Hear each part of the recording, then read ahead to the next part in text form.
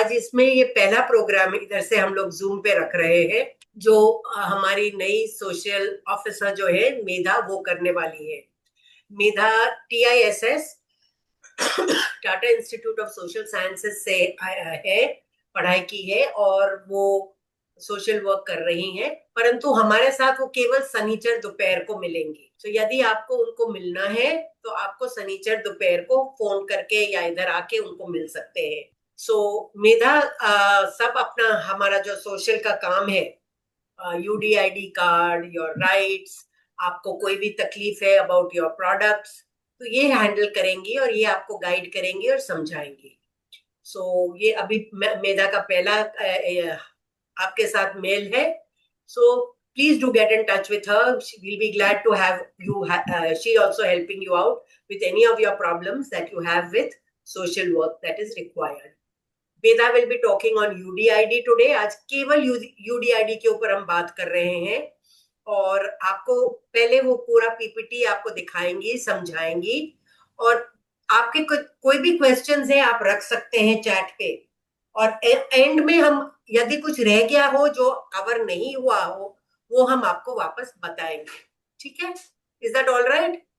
So Medha, please take over and I think she can share the screen and start the PPT. Thank you, Medha. Thank you Nawaz, introduce करने के लिए आज के speaker को। आगे बढ़ने से पहले मैं थोड़ा सा वी कनेक्ट के बारे में भी बताना चाहूंगी, क्योंकि हमारे साथ और भी नए कुछ पेरेंट्स जुड़े हैं। तो वी कनेक्ट जो फाउंडेशन है, ये पेरेंट्स ने बनाया है उन पेरेंट्स के लिए जिनके बच्चे कॉकलियर इम्प्लांटी हैं। हमारा अस्तित्व ऑल ओवर इंडिया में है, और हमारे रीजनल ग्रुप्स हैं व्हाट्सएप पे भी, और हमारे ऑफलाइन वर्कशॉप्स भी होते हैं बहुत सारे विषयों पे।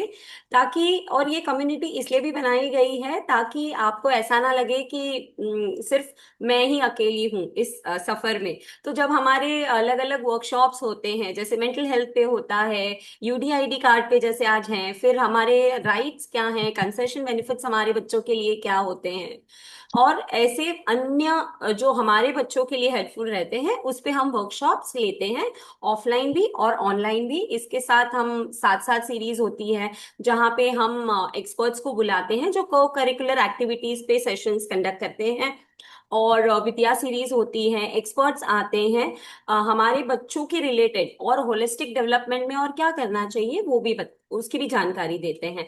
तो अगर आप और भी पेरेंट्स को जानते हैं जो इस ग्रुप में ज्वाइन करना चाहते हैं, तो आप हमारे से संपर्क कर सकते हैं। ये बिल्कुल फ्री होते हैं सारे भी वर्कशॉप्स। तो जरूर से इसका लाभ लीजिएगा और अपने अन्य पेरेंट्स को भी लाभ लेने दीजिएगा, और आप भी इसका लाभ लीजिएगा। थैंक यू आज जुड़ने के लिए। Over to you Medha. Thank you Julie for that. मैं PPT शेयर करती हूँ, फिर हम आगे कंटिन्यू करें। हाँ जी। और पेरेंट्स, तब तक आपको कोई भी क्वेरीज है ना, अभी आप चैट बॉक्स में लिख सकते हैं, या फिर हम एंड ऑफ द सेशन में बारी बारी आपके क्वेश्चंस ले भी लेंगे। तो हम लोग UDID कार्ड के बारे में आज बात करेंगे। ये कार्ड कैसे बनता है, ये क्या होता है, और ये कैसा नजर आता है, और इससे जो भी रिलेटेड और सारी चीजें हैं उनके बारे में भी, और फिर कुछ डिटेल में हम स्कीम्स के बारे में भी आगे और डिस्कशन करेंगे। पर उससे पहले मैं आप लोगों से भी थोड़ा अम, जानना चाहूंगी कि आप सबके हिसाब से बच्चे जिनको डिसेबिलिटी होता है उनके लिए राइट्स इंपॉर्टेंट क्यों होते हैं, राइट्स कैसे नजर आते हैं, जिससे कि मैं थोड़ा बहुत भी जान पाऊंगी कि हम लोग कहाँ से शुरू कर रहे हैं, और हमको मुझे भी किस तरीके से बात करनी है आगे, तो मुझे भी थोड़ी आसानी होगी। तो अगर आप लोग अनम्यूट करके बात कर पाए तो हम 5 मिनट इस पे स्पेंड कर सकते हैं, फिर हम आगे बात कर सकते हैं। अगर आप शेयर करने में कंफर्टेबल ना हो तो आप चैट बॉक्स पे भी अपने रिस्पॉन्सेज डाल सकते हैं, हम वहां से भी आगे ले सकते हैं। ठीक है, हम आगे थोड़ा डिस्कस करते हैं अभी कि ओके, हम इसके बारे में थोड़ा और वर्कशॉप के एंड में भी बात करेंगे, आपके हाँ, जब तो क्वेश्चन यहाँ पे मेधा ये कहना चाह रही है कि आप अपना माइक खोल के अपने बारे में थोड़ा सा परिचय दे। यानी हम कहाँ से है। सो फॉर एग्जाम्पल मैं मेरा परिचय दे रही हूँ। मैं वहिश्ताए हूँ। मैं मुंबई से हूँ और मेरा बेटा 29 साल का है। उसको बायलैटरल हियरिंग लॉस है और वो कॉक्लियर इम्प्लांट पहनता है। ओके, तो वैसे आप छोटा सा अपना अपना परिचय देंगे तो उनको आपके साथ डिस्कशन करने में आसानी होगी। हसमुख भाई प्रजापति, पालनपुर। मेरा बच्चा 10वीं क्लास में है। माई सेल्फ निधि बंसल। मेरा बेटा 5th क्लास में है, कृषि बंसल। उसे इम्प्लांट करवाया है एक एक कान में। और उस कोई शेयर करना चाहेगा? इम्प्लांट बाय मॉडल है। अच्छा, बाई मॉडल है। बाई मॉडल यानी एक कान में कॉक्लियर इम्प्लांट, दूसरे कान में हियरिंग एड। हाँ जी, हाँ जी।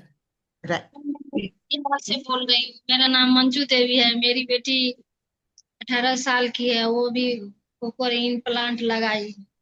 मेरा नाम अमृता, मैं पटना से हूँ। और मेरी बेटी 9 इयर्स की है, क्लास स्टैंडर्ड 3 में पढ़ती है। एक ईयर में कॉक्लियर है, दूसरे में हियरिंग एड है। थैंक यू शेयर करने के लिए। नमस्ते मैम, मेरा नाम शर्मिला हंसना है। मैं पूर्वी सिंहभूम झारखंड जमशेदपुर में रहती हूँ और मेरा बेटा 7 साल का है। और मेरा बेटा एक कान में कोक्लियर इम्प्लांट पहनता है और दूसरे कान में इयरिंग। थैंक यू और शर्मिला। यूकेजी में पढ़ता है। मेरा नाम प्रेरणा है। मेरे बेटे का नाम दक्ष है। वो भी 12 साल का है। उसका भी कॉकलियर इम्प्लांट हुआ है। Thank you. मैं मुंबई से हूँ। Thank you Prerna. ओके, और कोई शेयर करना चाहेगा? और नहीं भी शेयर, मेरा नाम शैला बोलिए। मेरा नाम शैला बामने है। मेरे बच्चे का नाम वेदांत बामने है और 8वीं में है अभी, 8th स्टैंडर्ड में। Okay, thank you Shaila join करने के लिए। आप नहीं भी शेयर करना चाहेंगे तो कोई वांदा नहीं, बाद में भी आप शेयर कर सकते हैं। ठीक है, यहाँ एक सेफ स्पेस है, आपको कंफर्टेबल होना चाहिए शेयर करने के लिए। तो जैसे आपको ठीक लगे आप शेयर कीजिए। ठीक है, ओके मेगा। तो अब हम थोड़ा यूडीआईडी कार्ड के बारे में बात करते हैं। ये card unique disability identity card के नाम से जाना जाता है और ये 2016 में जब rights to person with disability act आया था, तब यूडीआईडी कार्ड भी उस एक्ट में उसके साथ आया था। ये गवर्नमेंट की तरफ से एक नेशनल डेटाबेस बनाने के लिए किया गया था कि सब जो पर्सन विद डिसेबिलिटी हैं उनका इंफॉर्मेशन एक जगह पर रहे और सबको राइट्स एक्सेस करने में सब इजीली राइट्स को एक्सेस कर पाए। जितने भी गवर्नमेंट की तरफ से स्कीम्स हैं सबको एक्सेस कर पाए उसके लिए। और इससे हमने ये भी देखा है कि पहले स्टेट्स में already existing separately disability certificates हुआ करते थे जो हर एक स्टेट के अपने सेटअप अपने सिस्टम के हिसाब से होते थे। बट अब ये एक नेशनलाइज्ड पोर्टल है यूडीआईडी कार्ड के लिए, तो ये एक नेशनलाइज सिस्टम बन गया है। अब ऐसा नहीं है कि डिसेबिलिटी सर्टिफिकेट्स अब एग्जिस्ट नहीं करते हैं, बट वो एडिशनल टू यूडीआईडी कार्ड होते हैं। तो अब कोई स्टेट में सेपरेट सिस्टम ऐसा फॉलो नहीं होता है जैसा 2016 के पहले तक था। इस कार्ड को बनाने के लिए हमें 3 डॉक्यूमेंट्स मेन होते हैं। बच्चे का आधार कार्ड, उनका passport size photograph and thumbprint या सिग्नेचर जो भी बच्चा करने में कंफर्टेबल हो। तो वो ये तीनों मेन डॉक्यूमेंट्स होते हैं। आधार कार्ड में एड्रेस आप वहीं का डालिए जहां पर आप रहते हैं, क्योंकि उसके बेसिस पे आगे जाकर के हॉस्पिटल असेसमेंट में आधार कार्ड पे मेंशन्ड एड्रेस बहुत जरूरी होता है। इसके बारे में हम थोड़ा डिटेल में आगे भी बात करेंगे थोड़ा सा। तो ये कार्ड बनाने के 3 मेन स्टेप्स रहते हैं। पहला स्टेप जो स्वावलंबन पोर्टल है जिसका लिंक हमने वेबसाइट पे पीपीटी में भी दिया हुआ है, ये हम बाद में आपके साथ में शेयर भी करेंगे। यहाँ पर में एक फॉर्म होता है जो आपको पहले फिल करना पड़ेगा, जिसके बाद में आप तो जो तीनों डॉक्यूमेंट्स हमने जिनकी बात करी थी उनके साथ में ये फॉर्म फिल करने के बाद आपको 2 डॉक्यूमेंट्स और मिलेंगे जो कि एप्लीकेशन फॉर्म एंड रिसिप्ट होता है फ्रॉम द सेम वेबसाइट। जिनको लेकर के और बच्चे के आधार कार्ड को लेकर के सेकेंड स्टेप में आपको हॉस्पिटल जाना रहेगा असेसमेंट करवाने के लिए। ये गवर्नमेंट हॉस्पिटल होता है जहां पर में जाना होता है, एंड ये डिस्ट्रिक्ट के हिसाब से असाइन होता है जहां पर में आधार कार्ड का एड्रेस होता है। और तीसरा स्टेप रहता है कि आप वेबसाइट से इसको कार्ड को ट्रैक कर सकते हैं कि ये अभी कौन से स्टेज पर में पहुंचा है। जैसे कि पहले में सिर्फ फॉर्म फिल करने के बाद में आपको वेबसाइट पे नजर आएगा कि ये फॉर्म ही फिल हुआ है अभी तक। सेकंड स्टेप में नजर आता है कि असेसमेंट पूरा हो चुका है। एंड थर्ड स्टेप में आपको दिखता है कि आप डाउनलोड कर सकते हैं वेबसाइट से। और चौथे स्टेप में आगे नजर आता है कि वो उन्होंने दिल्ली से उसको डिस्पैच कर दिया है आपके आपकी तरफ आधार सॉरी आपके आधार कार्ड के एड्रेस पे उसको डिस्पैच कर दिया गया है, तो आपको एक हार्ड कॉपी भी रिसीव होती है। तो फॉर्म फिलिंग का जो पहला स्टेप होता है वो वेबसाइट पे आधार ई केवाईसी से स्टार्ट होता है, जिसमें आपको आधार कार्ड का नंबर डालना होता है और उसके बाद में सबमिट करना होता है। तो इससे यूडीआईडी वेबसाइट से बच्चे का आधार कार्ड ऑटोमेटिकली लिंक हो जाता है। तो उससे काफी इंफॉर्मेशन जब आप फॉर्म फिल कर रहे होंगे वो ऑलरेडी फिल्ड होगी, आपको वो दोबारा से फिल करने की जरूरत नहीं होगी। जैसे कि बच्चे का नाम, उनका एड्रेस भी फिल्ड होता है, उसके ही साथ साथ में जेंडर एंड एज भी फिल्ड होती है ऑटोमेटिकली।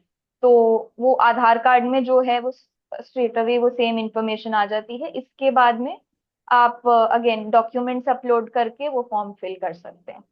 दूसरा स्टेप रहता है हॉस्पिटल असेसमेंट का। जैसा कि मैंने पहले भी बोला कि वो जो डिस्ट्रिक्ट आधार कार्ड में मेंशन्ड है ये हॉस्पिटल उसके बेसिस पे असाइन असाइन होता है। और ये प्रोसेस हॉस्पिटल असेसमेंट का शायद जो अलग स्टेट्स हैं और अलग डिस्ट्रिक्ट्स हैं उनमें थोड़ा डिफरेंट भी नजर आ सकता है। तो उससे आपको शायद जो मैं आपको इन्फॉर्मेशन दूं, जिससे हम लोग बॉम्बे में काम करते हैं, तो वो थोड़ा डिफरेंट हो सकता है। आप अगर दूसरे स्टेट से हमारे साथ जुड़े हैं आज के वर्कशॉप के लिए तो वो थोड़ा सेपरेट हो सकता है। एंड ये हॉस्पिटल असेसमेंट के लिए आपको कोई अपॉइंटमेंट लेने की जरूरत नहीं होती है, बट हर गवर्नमेंट हॉस्पिटल में कुछ दिन असाइन किए जाते हैं स्पेसिफिकली, जो यूडीआईडी कार्ड के असेसमेंट के लिए स्पेसिफिकली उन्हीं दिनों पे होता है। तो वो आप हॉस्पिटल में रीच आउट करके या कॉल करके एक बारी जाने से पहले पता कर सकते हैं कि कौन कौन से दिन उस हॉस्पिटल में असाइंड है। अगर आप बॉम्बे में जैसे तीन मेन हॉस्पिटल्स होते हैं, एक जेजे हॉस्पिटल है, एक कूपर हॉस्पिटल है और एक बीएस जनरल हॉस्पिटल जो कि थाने में है।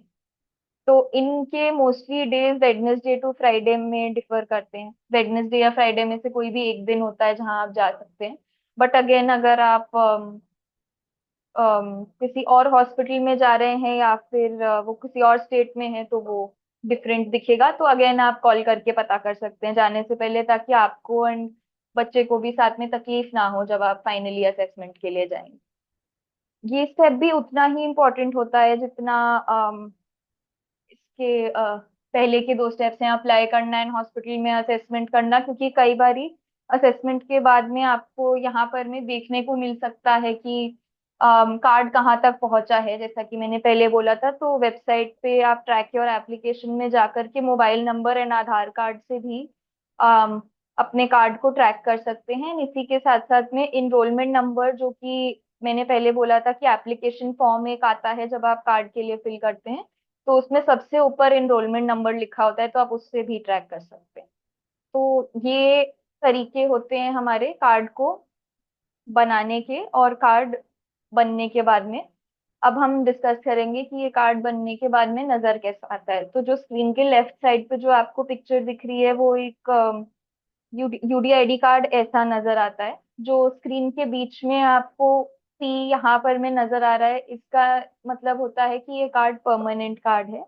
ज्यादातर 18 साल की उम्र के नीचे परमानेंट कार्ड नहीं दिया जाता है, क्योंकि बच्चे ग्रो कर रहे होते हैं तब तक। तो फिर थोड़े बहुत चेंजेस की एंड थोड़े बहुत प्रोग्रेस की होप होती है, तो उस वजह से वो कार्ड परमानेंट नहीं दिया जाता है। बट कुछ डिसेबिलिटीज एंड कुछ केसेस में अगर हॉस्पिटल्स में डॉक्टर्स को ऐसा लगता है कि अम, ये नॉन प्रोग्रेसिव या ये आगे नहीं बढ़ेगी डिसेबिलिटी, ये वैसा कुछ है, तो फिर वो बचपन में भी कई बारी परमानेंट कार्ड ही पब्लिश कर देते हैं।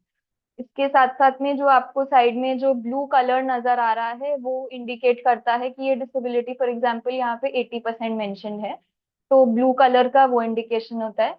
अगर आपके कार्ड में येलो कलर का इंडिकेशन है तो उसका मतलब होता है कि वो बिटवीन 60 to 80% है, एंड वाइट है तो वो बिटवीन 40 to 60% है।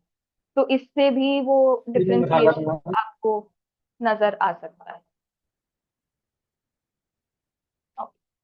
अब तक हमने ये डिस्कस किया कि ये कार्ड बनता कैसा है और कैसा नजर आता है। अब हम थोड़े और डिटेल में ये देखेंगे कि इससे हम कौन कौन सी सर्विसेज और कौन कौन सी ऐसी स्कीम्स हैं जिनको हम एक्सेस कर सकते हैं। सबसे इम्पोर्टेंट स्कीम जो रहती है वो एड्स एंड अप्लायंसेस की रहती है, जो कि एडिप स्कीम के अंडर हमको मिलता है। एडिप स्कीम यानी कि assistance to persons with disabilities for purchase and fitting of aids. तो ये इससे जो जैसे अब एड्स एंड अप्लायंसेस जैसे कि कॉकलियर इम्प्लांट के लिए यहाँ curing aids and cochlear implant के लिए सपोर्ट मिल सकता है।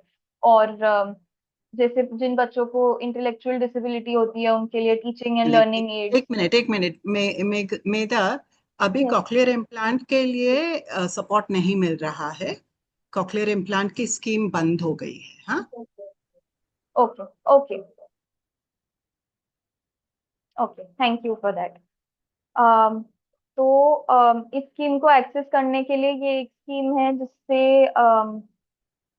जिसमें इनकम जो इन पर मंथ इनकम होती है, जिसमें वो बहुत इंपॉर्टेंट होती है। तो जैसा कि आपको स्क्रीन पे नजर आ रहा है कि अगर इनकम अप टू 22,500 है तो फुल कॉस्ट गवर्नमेंट की तरफ से सपोर्ट मिलता है। and अगर वो बिटवीन 22,500 to 30,000 है तो उस केस में अप टू 50% सपोर्ट मिलता है फ्रॉम द गवर्नमेंट। एंड इसके लिए जो इम्पोर्टेंट डॉक्यूमेंट्स हैं वो UDID card, income certificate, passport size photograph and Aadhaar card रहता है।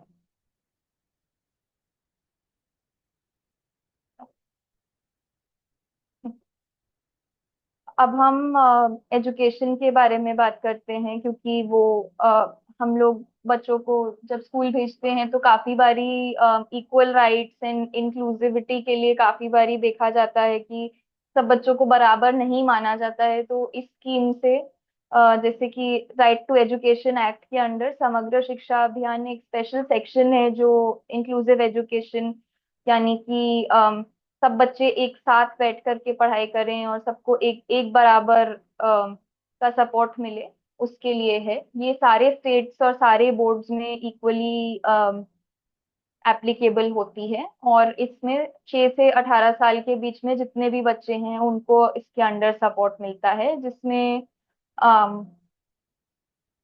फॉर्मल एंड इनफॉर्मल एजुकेशन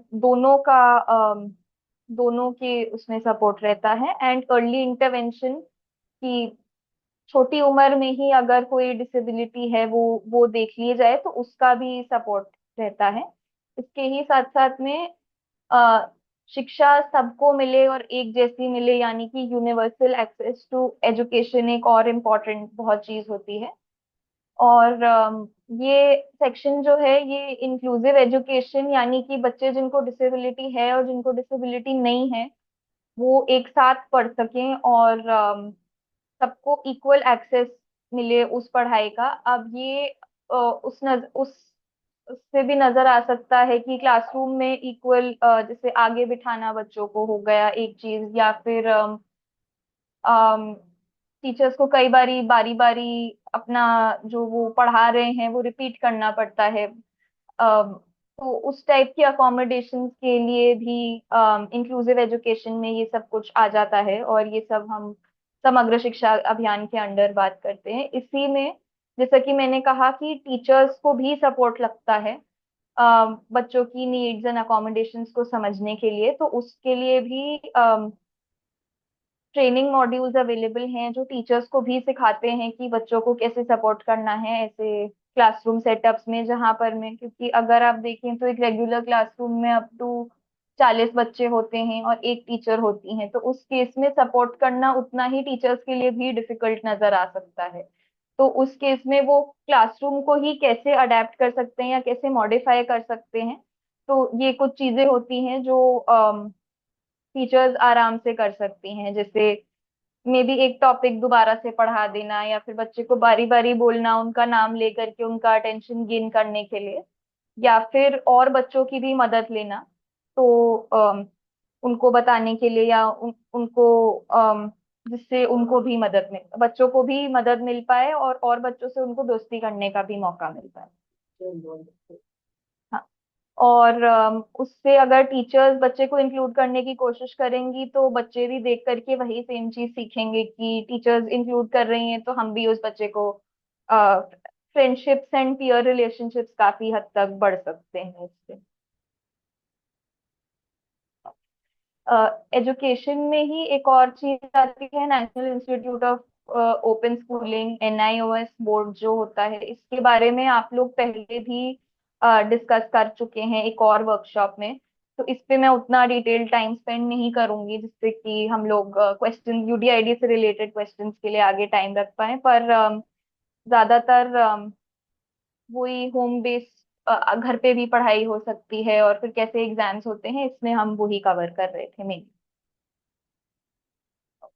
एक और स्कीम होती है जो कि ट्रैवल स्कीम होती है। अभी मैंने यहाँ पर मैं काफी हद तक डिटेल में सिर्फ रेलवे कंसेशंस कवर किए हैं, तो मैं पहले उनके बारे में बात करती हूँ। ये 4 मेन डिसेबिलिटीज के लिए नजर आते हैं, जैसे कि hearing and speech impairment, orthopaedic disability, intellectual disability and visual impairment के केस में नजर आते हैं। स्क्रीन के राइट साइड पे आप एक पिक्चर देखेंगे, वो एक्चुअली कंसेशन सर्टिफिकेट फॉर्म का फोटो है जो आपको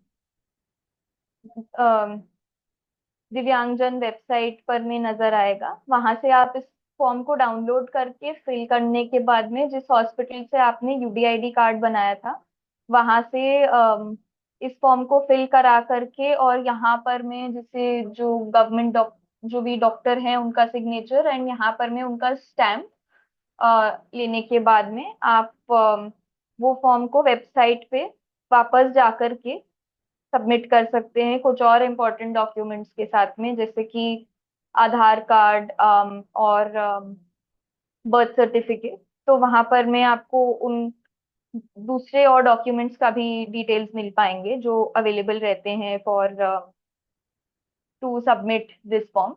तो इसके लिए आप divyangjan.indianrail.gov.in पर में जाकर के और डिटेल में देख सकते हैं कि ये फॉर्म भी आपको उसी वेबसाइट पे मिल जाएगा एंड लॉग इन करने के बाद आपको दूसरा फॉर्म भी उसके आगे मिल जाएगा।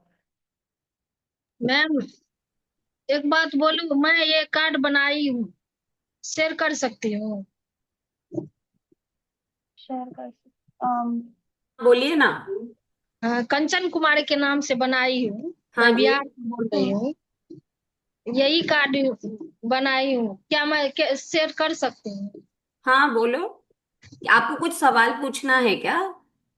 नहीं, वही कार्ड के बारे में अच्छा पूछ रही अच्छा, हूँ, या यानी सही आपने है बना या लिया, नहीं? आप दूसरे पेरेंट्स को बताना चाह रहे हैं कि मेरा बन गया वैसा? हाँ, ऐसा आप देखिए ना, सही है कि नहीं।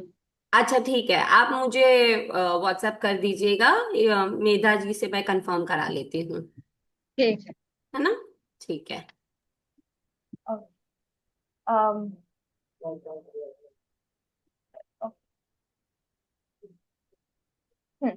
अब हम तीस नेक्स्ट स्कीम की तरफ बढ़ते हैं जो कि पेंशन स्कीम है। गवर्नमेंट की तरफ से पेंशन स्कीम के अंडर 18 टू 79 ईयर्स की उम्र के बीच में जितने भी पर्सन विद डिसेबिलिटी हैं वो इस स्कीम के लिए एप्लीकेबल रहते हैं, और अप टू 300 रुपीज मिलता है from the central government. And जो संजय गांधी निराधार अनुदान योजना, ये स्टेट स्पॉन्सर्ड स्कीम्स के अंडर आता है, तो उसमें अप टू 1500 पर मंथ का की का सपोर्ट भी गवर्नमेंट से मिल सकता है। इसके डिटेल्स भी आपको पेंशन की वेबसाइट पे, और डिटेल्स इन क्या फॉर्म का जो रहता है वो आप समाज कल्याण ऑफिस जो है वहां पर, मैं आपके डिस्ट्रिक्ट में जो समाज कल्याण ऑफिस है इसकी डिटेल्स आपको वहां से भी मिल सकते हैं। बिकॉज ये कुछ हद तक अगेंस्ट थोड़ा स्टेट्स, विद इन स्टेट्स भी ये थोड़ा डिफरेंट नजर आता है।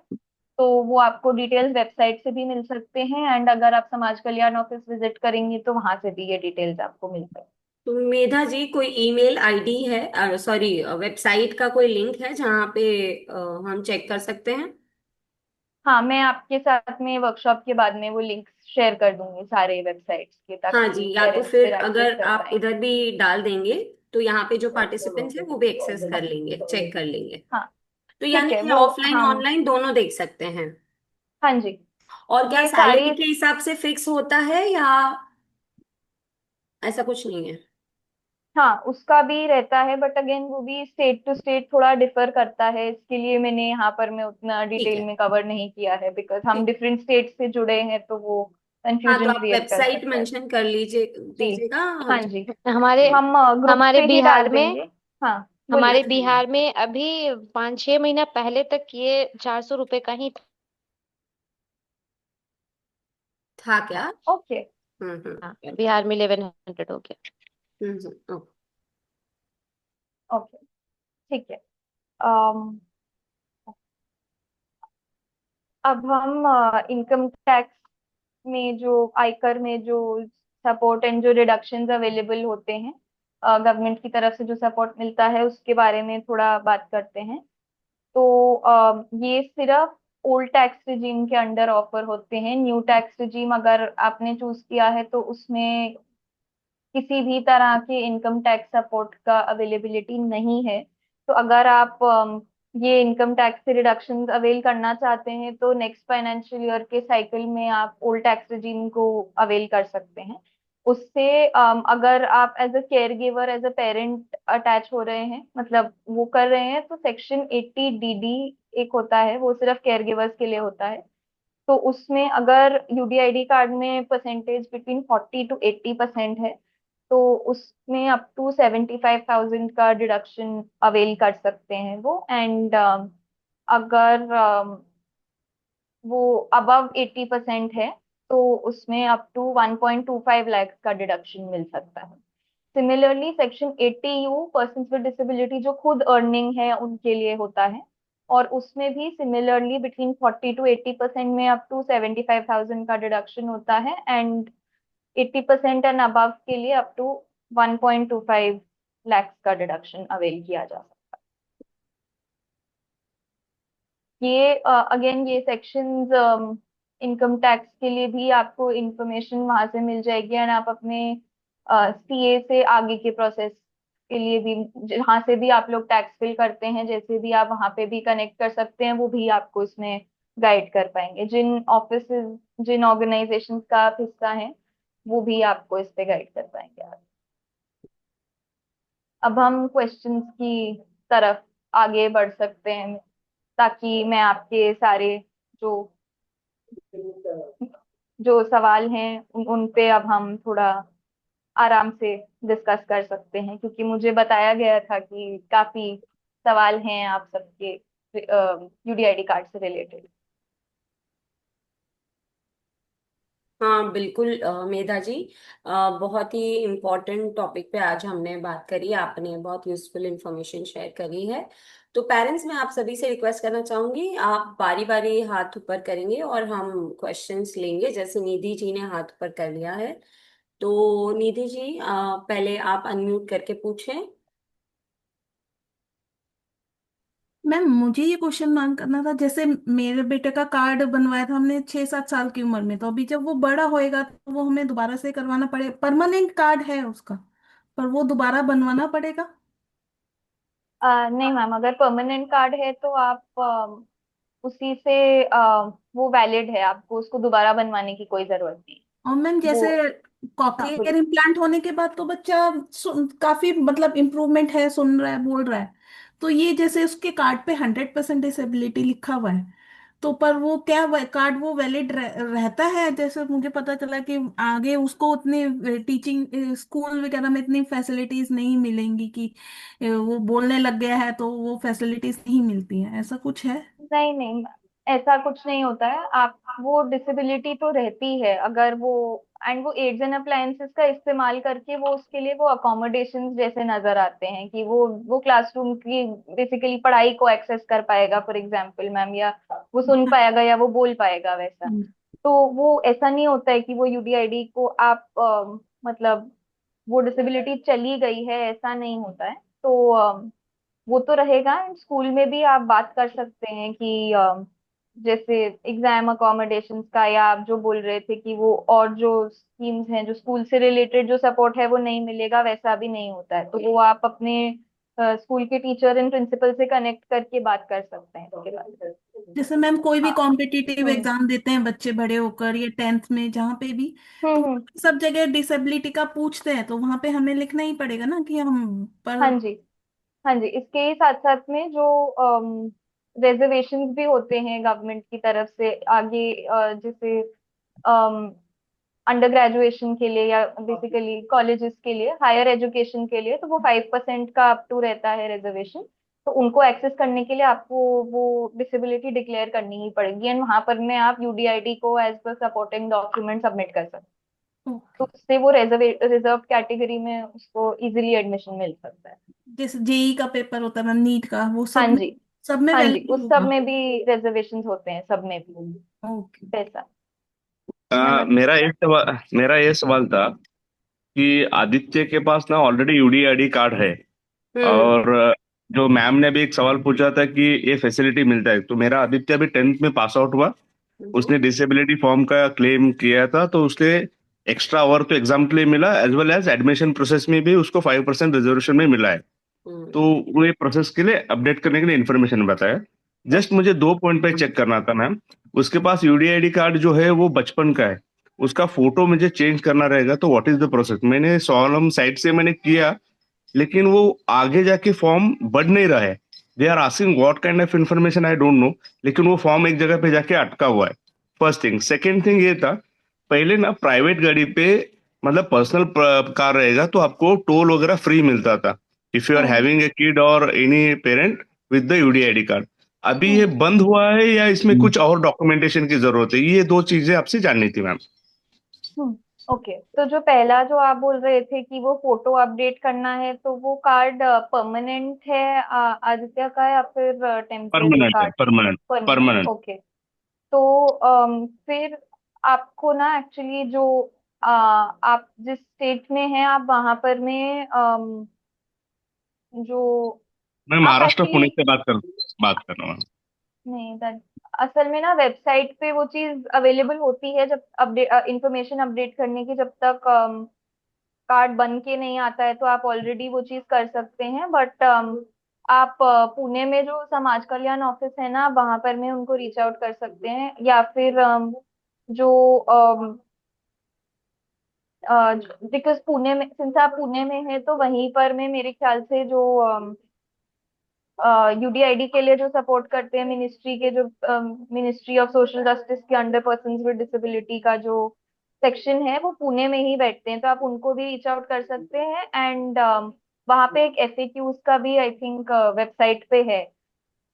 तो आपको वो कार्ड को कैंसिल करवा करके री करवाना पड़ेगा वो फोटोग्राफ अपडेट करवाने के लिए। अगर आप पूरा प्रोसेस फॉलो करना चाहते हैं तो सर वो वैसे जाता है आगे, कि तो आपको उस कार्ड को कैंसिल करवा करके फिर आपको री अप्लाई करके वो पूरा करना पड़ेगा। नहीं तो वो वेबसाइट पे एटलीस्ट वो ऑप्शन अवेलेबल नहीं है, बिकॉज वो कार्ड प्रिंट हो चुका है इसलिए। मेधा जी, ऑनलाइन कहीं हम देख सकते हैं कि पुणे में कौन से सेंटर्स हैं जो हेल्प कर सकता है? ऑफिसेस कहाँ हैं, ऐसा कुछ ऑप्शन अवेलेबल है? हाँ जी, वो तो आपको एक सेकंड में आपको थोड़ा देख के भी, आप पुणे में जो ऑफिस है आप चेक कर सकते हैं। मैं, मुझे एग्जैक्टली मालूम नहीं है पुणे में कहाँ है, सिंस आप, हाँ, बोलिए आप मेरे बोलिए। से शेयर करिएगा, मैं इनसे शेयर कर दूंगी। अमरदीप जी, आप मुझे व्हाट्सएप कर दीजिएगा, हम आप तक मेधा जी जो मुझे भेजेंगे आप तक हम पहुंचा देंगे पुणे का सेंटर। ठीक है मैम, चलेगा। आपका दूसरा सवाल क्या था? आप दोबारा रिपीट कर सकते पहले हैं? ना डिसेबिलिटी जो पेरेंट्स रहते हैं, अगर अपने हम्म। प्राइवेट या पर्सनल कार से जा रहे हैं तो वहां पे टोल पे आपको एक्सेस फ्री था, मतलब टोल नहीं लगता था इन शॉर्ट।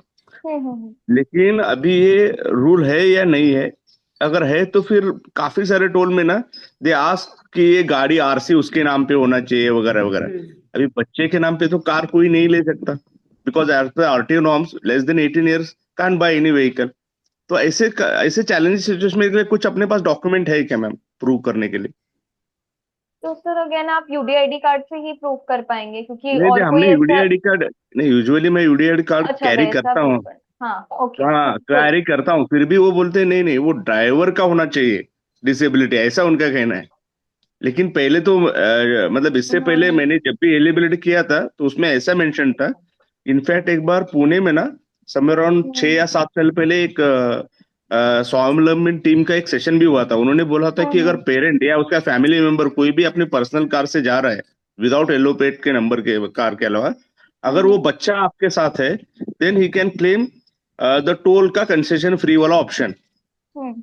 ये मुझे राइट। बताया गया था, उसके बाद वो होता था। लेकिन अभी ये जैसे ही अपना स्मार्ट कार्ड आ गया ना टोल के लिए, तब से ये इम्प्लीमेंट नहीं हो रहा है। इसके लिए क्या कुछ प्रोसेस है क्या, ये चेक करना था। अगर नहीं है आपके पास इंफॉर्मेशन तो प्लीज हाँ, तो गैदर करके मैं बताएंगे तो बेटर रहेगा पेरेंट्स के लिए। हाँ मैं वो कर सकती हूँ, मैं चेक कर सकती हूँ। एंड देन मैं फिर जैसे ग्रुप से आप जुड़े हुए हैं तो वो इन्फॉर्मेशन मैं ग्रुप पे डाल सकती हूँ, बट फिलहाल मेरे पास में इसके बारे में उतना नॉलेज नहीं है, तो मैं चेक करके आपको बता पाऊँ।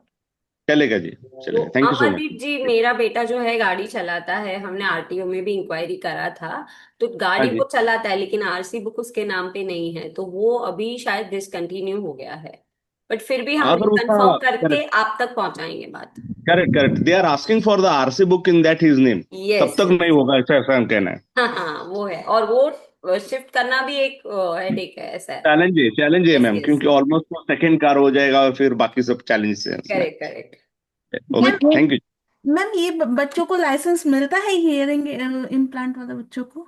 बिल्कुल मिलता है, ओके। पर उसका एक प्रोसेस है। आपको अली यानी जो रजिस्टर्ड आपका हॉस्पिटल है, हाँ वहां जी। से आपको एक कान में, सपोज मेरा बेटा एक कान में कॉकलियर इम्प्लांट पहनता है, तो दूसरे कान में हियरिंग एड के साथ आपको उसका ऑडियोग्राम आपके जो हॉस्पिटल है जहाँ आपने यूडीआईडी कार्ड के लिए, जहाँ पे आप जिस हॉस्पिटल गए थे, वहां से ही आपको ऑडियोग्राम लगेगा। और फिर आप उनको जाके सबमिट करिए, फिर उसका टेस्ट होता है, ड्राइविंग टेस्ट फिर मिलता है। दोनों मिलता है, फोर व्हीलर टू व्हीलर दोनों मिलता है, क्योंकि हमने ये बता दिया कि दोनों कान से बच्चा एडेडली सुनता है और वो एड करके ही ऑडियोग्राम उसका अच्छा है, तो हाँ। मिलता है। Okay okay.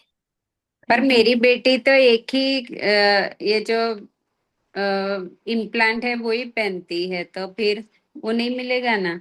तो आपको क्या करना चाहिए, दूसरे इसमें मशीन पहना के उसको कराना ही पड़ेगा, यही है। क्योंकि एक कान से फिर वो नहीं देते हैं, रिजेक्ट करते हैं। उसको अच्छा। दूसरे कान में हियरिंग एड पहन के ऑडियोग्राम सबमिट करना ही पड़ेगा, और ड्राइविंग के टाइम पे भी दोनों होना चाहिए, तभी मिलता है आपको। और ओके। दूसरी बात ये है हाँ। कि दूसरे कान में हेयरिंग एड पहनना जरूरी है। यस। कल को आपको दूसरे कान में कॉकलियर इम्प्लांट करना पड़े तो दूसरे सेकेंड ईयर में हियरिंग एड पहनना जरूरी है, क्योंकि वो नस को चालू रखते हैं। अच्छा। और मेरा एक सवाल है कि मैंने मेरी बेटी का ये यूडीआईडी कार्ड करवाया है, तो मैंने मैं अहमदाबाद से हूँ, गुजरात। तो सिविल हॉस्पिटल से करवाया था, तो उन्होंने बोला था कि घर पर आ जाएगा ये कार्ड, पर अभी तक नहीं आया है। मैंने 2022 में करवाया था, 21 जून को, पर अभी तक घर पर नहीं पहुंचा है। पर उसका अपलोड अपलोड सब हो गया है, दिखाता हम्म। है। हाँ। तो अगर आपको वो कार्ड वेबसाइट पे नजर आ रहा है तो आप वहां से भी डाउनलोड करके उसको इस्तेमाल करना शुरू कर सकते हैं। मतलब मैं एक वो चीज बता सकती हूँ आपको। हाँ पर वो वो। तो नहीं आया है, उसके लिए आप अगेन जो यूडीआईडी की जो वेबसाइट हम्म। से जो अवेलेबल इंफॉर्मेशन है आप वहां पे भी चेक कर सकते हैं, उनको भी रीच आउट कर सकते हैं। बट क्या आपका एड्रेस भी चेंज हुआ है उसके बीच नहीं, में? नहीं, सेम है, सेम है। वो भी किया था पर तो भी उसमें कुछ आगे बढ़ता ही नहीं है, कुछ हम्म। प्रॉब्लम आ आप रहा ना है। एक बारी ना यूडीआईडी की ना वेबसाइट पे, जैसे मैंने वो दिखाया था ना ट्रैक योर एप्लीकेशन वाला, हाँ। वहीं पर में ऊपर एक पीडब्ल्यूडी लॉगिन का भी ऑप्शन होता है। तो आप ओके। उसमें ना लॉगिन करके, जैसे यूडीआईडी नंबर या कार्ड के इनरोलमेंट नंबर से हम्म। आप लॉगिन कर सकते हैं। अच्छा। तो यूडीआईडी नंबर से आपके पास में, सिंस कार्ड ऑलरेडी वेबसाइट से डाउनलोडेड है, तो हाँ। UDID number and date of birth डाल के आप लॉगिन करके वहां पे भी आपको दिखेगा, कार्ड स्टेटस लिखा होता है हमेशा। तो हम्म। वहां से भी आप चेक कर सकते हैं कि वो डिस्पैच हुआ भी है या सिर्फ ऑनलाइन अवेलेबल है, तो फिर आपको वो वहां से पता चल सकता है। अगर ओके। कभी डिस्पैच ही नहीं हुआ है फिर तो आपको दिल्ली में जो ऑफिस है आप उनको ईमेल कर सकते हैं या वो वहां रीच आउट कर सकते हैं, because since ministry of social justice Delhi में है तो वो वहीं से आते हैं सारे कार्ड। गुजरात से है ये। हाँ, तो आपको दिल्ली टू गुजरात हाँ। वो कार्ड बाय पोस्ट आएगा, जब भी आएगा वैसा। तो आप वो रीच आउट करना पड़ेगा आपको, अगर वहां पर में डिस्पैच लिखा है, क्योंकि कई बार मैम ऐसा भी होता है कि वो आता है और वो पोस्ट ऑफिस में डिलीवर हो जाता है, तो एट टाइम्स वो भी होता है। तो अगर आप वहां पे लॉग इन करके देखेंगे तो आपको वो इन्फॉर्मेशन वहां से मिल पाएगी कि वो कार्ड एग्जैक्टली है कहाँ, हार्ड कॉपी उसकी। अच्छा, तो फिर मैंने तो वो किया था कि वो यहाँ पे जो आधार कार्ड सब जगह बनता है ना, वहीं पे हम्म। जाकर मैं ले लिया था ये। तो ओके। आपको मिल गया वो यूडीआईडी कार्ड? अ, जो वहां से मिला है पर जो ओरिजिनल जो आता है वैसा नहीं है। अच्छा, तो उन्होंने आपको प्रिंट करके हाँ, लैमिनेट करके दे दिया है हाँ, वैसा? हाँ, हाँ, हाँ। अच्छा। हाँ, तो आप उसको भी वैसे ही यूज कर सकते हैं, बट अगेन अगर आप चेक करना चाहते हैं जैसा कि आप बोल रहे थे, तो वो वेबसाइट पे वो रहता है, तो आप लॉग इन करके वो चेक कर सकते हैं वैसा। Okay, thank ji, you. No problem. Hello ma'am. मेरा बेटा 22 अच्छा इयर्स का है। सुन हाँ पा रहे हैं बोलिए आप मैम। मुझे? जी। या, तो जब वो माइनर था यानी 5 साल का था तब हमने टेम्पररी कार्ड बनाया था। तो अब मैंने रिन्यूअल के लिए डाला करीबन 1.25 साल पहले। तो हम्म। जो पढ़ाई के लिए बाहर रहता है, जब छुट्टी में आया था तब हमने अप्लाई किया था। और क्योंकि मैं मुंबई से बिलोंग करती हूँ तो मेरा कूपर हॉस्पिटल में सारा ट्रेंड था। मैं सिर्फ ये इंफॉर्मेशन के लिए बता रही थी कि लास्ट ईयर कूपर हॉस्पिटल में क्योंकि ऑडियोलॉजिस्ट वगैरह नहीं थे तो हम्म। हम लोगों को नायर हॉस्पिटल में भेजा गया ऑडियोग्राम के लिए। वो जो प्रोसीजर था वो लॉन्ग प्रोसीजर था। तो हम्म। हमने वो सारा डॉक्यूमेंट्स जो जो उनकी रिक्वायरमेंट थी वो सारा हमने यानी 1.5 साल पहले सबमिट किया। और 1.5 साल में हमें कोई इंफॉर्मेशन नहीं आया। जैसे आपने कहा कि हम सेंट्रल गवर्नमेंट को लिख सकते हैं, तो हमने वो भी 1.5 साल में किया, फॉलो किया। कुछ मेल के मैसेजेस आए और फिर अल्टीमेटली ये कहा गया कि जिस हॉस्पिटल में आप हैं वही आपकी हेल्प कर सकते हैं। तो जब हम दूसरी बार जब मेरा बेटा मुंबई में आया था तब हम वहां पर गए तो इट सीम्स कि सारा सिस्टम में मतलब जो भी थे सारे डॉक्टर्स वगैरह बहुत सारा चेंजेस हुआ था। तो हमारा जो डॉक्यूमेंट है वही वो ट्रेस नहीं कर पा रहे थे। तो दे वांटेड कि हम पूरा जो भी प्रोसीजर है वो पूरा करें वापस। हालांकि मेरे पास सारे डॉक्यूमेंट्स के थे कॉपी, वो सब हमने सबमिट किया। फिर उसके लिए भी काफी प्रोसीजर हुआ है वहां पे। अब मेरा क्वेश्चन ये है कि अब इस बार मैंने सारे डॉक्यूमेंट्स फिर सबमिट किए हैं, लेकिन वेबसाइट में जो आप बोलते हैं कि जैसे हम अप्लाई करते हैं तब एक ट्रैकिंग का होता है, वेबसाइट ट्रैकिंग का। तो क्या ये सबमिशन करने के बाद ऐसा कोई सिस्टम है जहाँ पे मैं ये ट्रैक कर सकूं कि मेरा एप्लीकेशन कहाँ तक पहुंचा है? क्योंकि ऐसा मुझे कहीं पे जब भी मैं वेबसाइट खोलती हूँ तो मुझे यही दिखता है कि आपका सर्टिफिकेट आ चुका है। तो ये तो मेरा सर्टिफिकेट कब आया है, जब वो 5 साल का था। लेकिन अभी के लिए तो वो वाला सिस्टम में कहीं नहीं दिख रहा है कि मैंने 2 बार सारे डॉक्यूमेंट सबमिट किए हैं। सो मुझे वो वाला एक हेल्प चाहिए था कि अब मेरा डॉक्यूमेंट एग्जैक्टली कहाँ पर है। क्या वो कूपर हॉस्पिटल के जो एडमिन ऑफिस में है या डॉक्टर के केबिन में ही है? क्योंकि लास्ट टाइम सारे स्टैंपिंग वगैरह करके नायर के जो ऑडियोग्राम ऑडियोलॉजिस्ट का जो है वो सब लेकर मैंने सबमिट किया। और इस बार मैंने कूपर के ही ऑडियोलॉजिस्ट से पूरा करा कर सबमिट किया है। तो दोनों भी डॉक्यूमेंट अब है तो कूपर में ही है, लेकिन मुझे नहीं पता है अब कहाँ है। तो अब तक मेरे पास यूडीआईडी परमानेंट आया नहीं है। तो वो वाला एक चीज मैं जानना चाहूंगी कि कैसे मैं ट्रैक कर सकती हूँ, क्योंकि जब मैं यहाँ पे से कॉल करती हूँ, as you must be knowing कि कूपर में इस चीज के लिए कोई मुझे एंटरटेन नहीं करेगा फोन पर। और अगर मैं कूपर में पर्सनली जाती हूँ तो मेरा पूरा दिन मुझे निकाल कर जाना है, और उसमें भी कुछ डेज है, मैं उसी डेज में उस, अगर मैं इयरिंग के लिए जा रही हूँ तो मैं वेनेसडे ही बात कर सकती हूँ, अगर मैं आइस के लिए जा रही हूँ तो मैं मंडे ही बात कर सकती हूँ। यानी वो मुझे एंटरटेन भी नहीं करेंगे, वो मुझे खड़ा ही नहीं करेंगे। तो वैसे प्रॉब्लम्स पेरेंट्स फेस कर रहे हैं। मैंने पूरा पूरा दिन दिया हुआ है एक यूडीआईडी कार्ड के लिए। हालांकि उसके कुछ बेनिफिट मैंने अब तक नहीं लिए, रादर देन बच्चा जब बहुत यंग था, फ्लाइट में जाता था, तो वो चीज है करके मैंने अगर मेंशन किया है और वो अपने हाथ में कैरी करता था। उसके अलावा मैंने कहीं पे भी, मुझे कहीं पे भी उसका यूज नहीं हुआ। लेकिन डेफिनेटली इन फ्यूचर, अभी आपने जो बताया है इसमें बहुत सारी चीजों में हम लोग शायद उसका बेनिफिट ले सके। लेकिन ये वाला एक वेबसाइट में सबमिशन के बाद ट्रैकिंग कैसे कर सकते हैं वो जानना चाहूंगी। Thank you. Okay ma'am. तो मैं ये पूछना चाहूंगी आपसे, जब आपने वो रिन्यूअल के लिए वो ऑप्शन पे क्लिक किया था, उसके बाद क्या आप हॉस्पिटल गए हैं रीअसेसमेंट के लिए? जो जो भी प्रोसीजर रीअसेसमेंट है, हो गया है? All procedure have been done. जो भी बोला गया सब कुछ किया गया है। और उसके बाद में फॉलो अप भी मैंने किया, क्योंकि बेटा नहीं है तो मैं फॉलो अप कर रही थी। तो फोन पे तो एंटरटेन नहीं कर रहे थे, मैं पर्सनली भी जाकर फॉलो अप किया। तो अब जब रिसेंटली पता चला कि हमारे कोई भी डॉक्यूमेंट वहाँ पे नहीं है, ऐसा तो मैं नहीं बोलूंगी, पर कोई ट्रेस नहीं कर पा रहा है कि है कहाँ। ऐसे। तो मैम, जब ये आपने असेसमेंट करवाया था सेकेंड टाइम, तो हम्म। आपको पहली बात तो जो आप पूछ रहे थे कि वो वेबसाइट पे वो ट्रैकिंग का ऑप्शन होता है, सेकेंड टाइम तो वो नहीं होता है। और दूसरा जो आपने बोला कि हॉस्पिटल ही जाना पड़ता है, तो मैम उसमें ना स्पेसिफिकली आप पूछ सकते हैं, जिस डॉक्टर ने असेसमेंट किया होगा उन्होंने आपको कोई तो पेपर दिया होगा ना, या उनका नाम या कुछ स्टैम्प कुछ तो आपके पास में रिपोर्ट तो कुछ। मैंने बहुत ही केयरफुली सारे डॉक्यूमेंट में जिन जिन को हैंड ओवर किया है उन सबका हाँ साइन जी। वगैरह स्टैंपिंग वगैरह वो तो राइट पहले भी मैम। किया था, लेकिन इस बार एकदम ध्यान से लेकर रखा है। लेकिन हम्म। आने के बाद जब मैं यूडीआईडी का चेक कर रही हूँ तो वो कितने दिन में वो प्रोसीजर होगा। मतलब पहले तो था कि एक्चुअली सब प्रोसीजर होने के बाद में हफ्ते भर में, it is just to they have to post it, जो भी एंटर करना है वो है। लेकिन अभी भी it's been more than 2 month, कोई भी कुछ भी आगे बढ़ा नहीं है। तो जस्ट वांटेड टू नो कि ये कितने दिनों में आता है, अगर आता है तो, क्योंकि 1.5 साल से तो, 1.25 साल से तो नहीं आया है पहले वाले इसका। ये दूसरे वाले का भी किया हुआ है, तो इसका मैं कितनी देर तक हम इंतजार कर सकते हैं? इट इज तो स्पेशली फ्रॉम हाँ। Mumbai Cooper hospital. Hmm.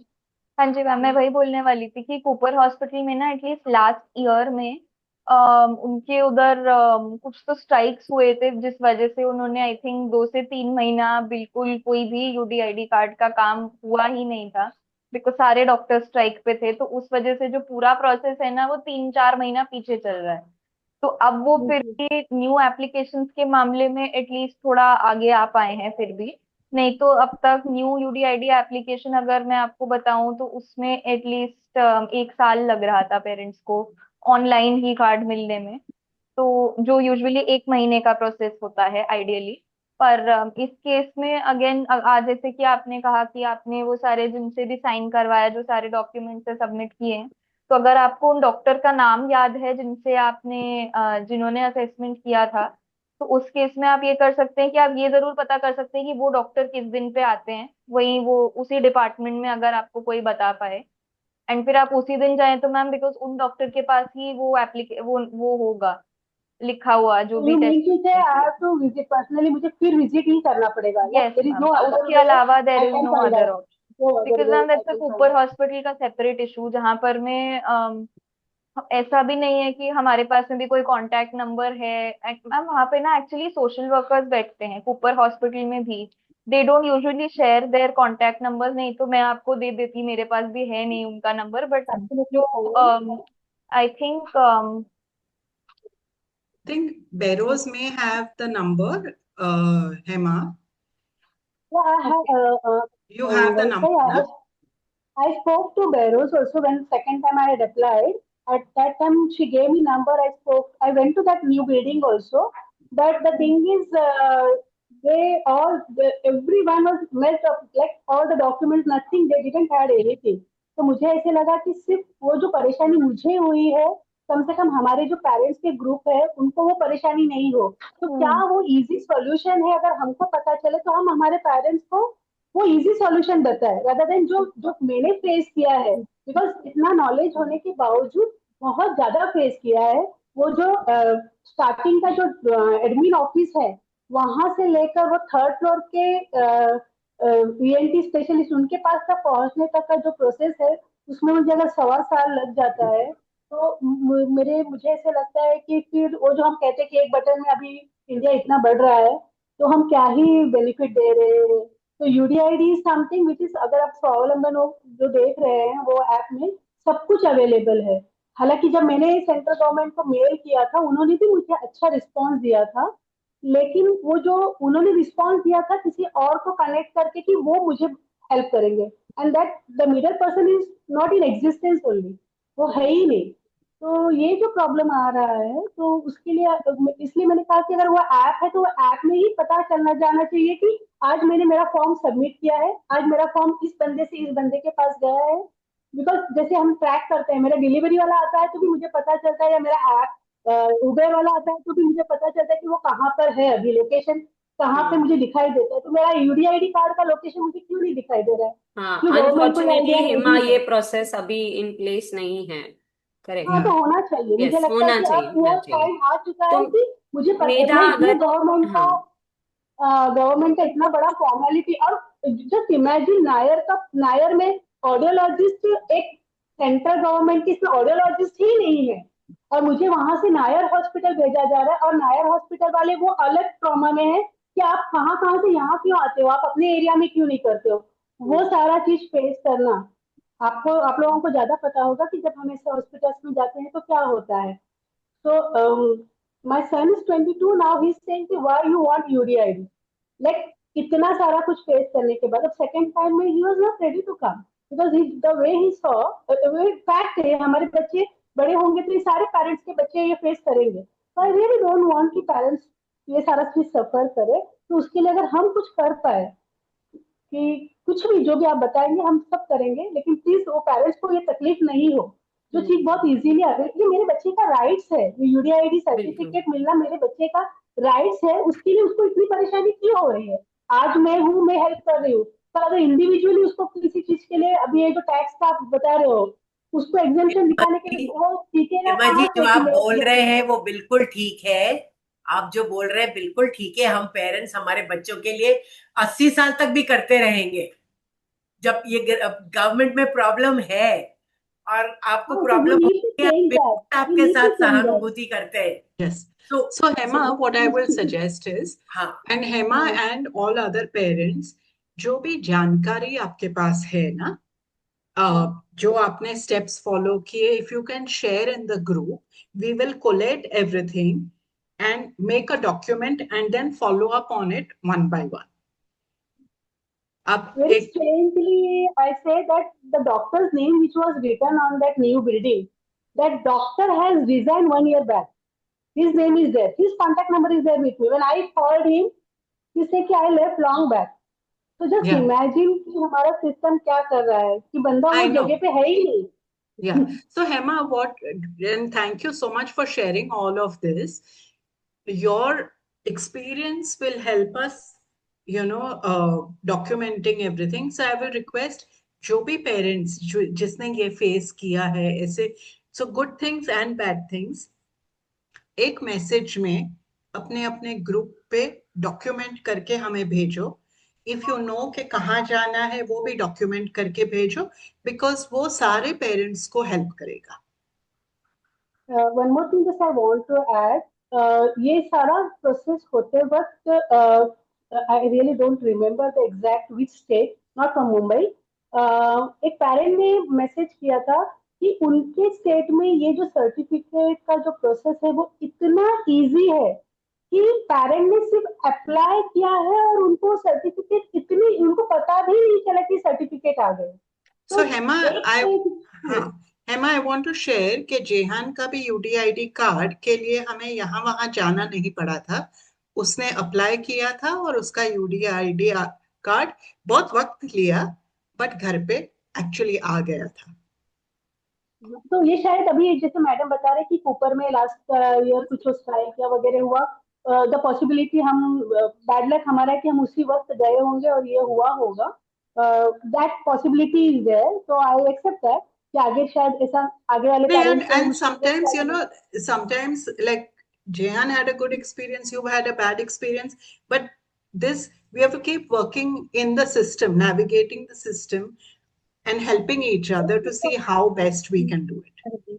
Yeah, but yeah, I don't know the time constraint is there, but then when I spoke to Behrouz, she said कि अगर आज मैं अपना डॉक्यूमेंट लेके ऊपर में जाती हूँ तो वो डॉक्यूमेंट से वो इमीडिएटली मेरे सामने एंट्री करेंगे और मेरा यूडीआईडी कार्ड बन जाएगा। यानी जो पेरेंट नहीं जा पाया, जैसे अभी एक कोई गुजरात के पेरेंट बोल रहे हैं कि उन्होंने यूज ईयर में दिया, तो वो कोई भी इतना पेन नहीं लेगा कि वो डॉक्यूमेंट निकाल कर वो एंट्री करे। सो ये भी समझ नहीं आ रहा है कि ऐसे सिस्टम का क्या करें हम लोग, दैट इज सिस्टम फॉल्ट। लेकिन मैं चाहूंगी कि मैम, मेरा मैम, कि अगर वो जो ट्रैकिंग वाला है, जैसे हम पहले स्टार्टिंग में ट्रैक कर सकते हैं कि हमारा कब डेट है क्या है, वैसे ही हमारे एप्लीकेशन को ट्रैक करने का अगर कोई सिस्टम डाल पाए तो वो जो भी वेबसाइट बनाते हो तो हमारे लिए शायद सच में बहुत बेनिफिशियल रहेगा। If you can help it out into that. बस मेरा यही था। Thank you so much, thank you for the information. Thank you Hema. Neetu ji पूछिए। हाँ, नमस्ते मैम। नमस्ते।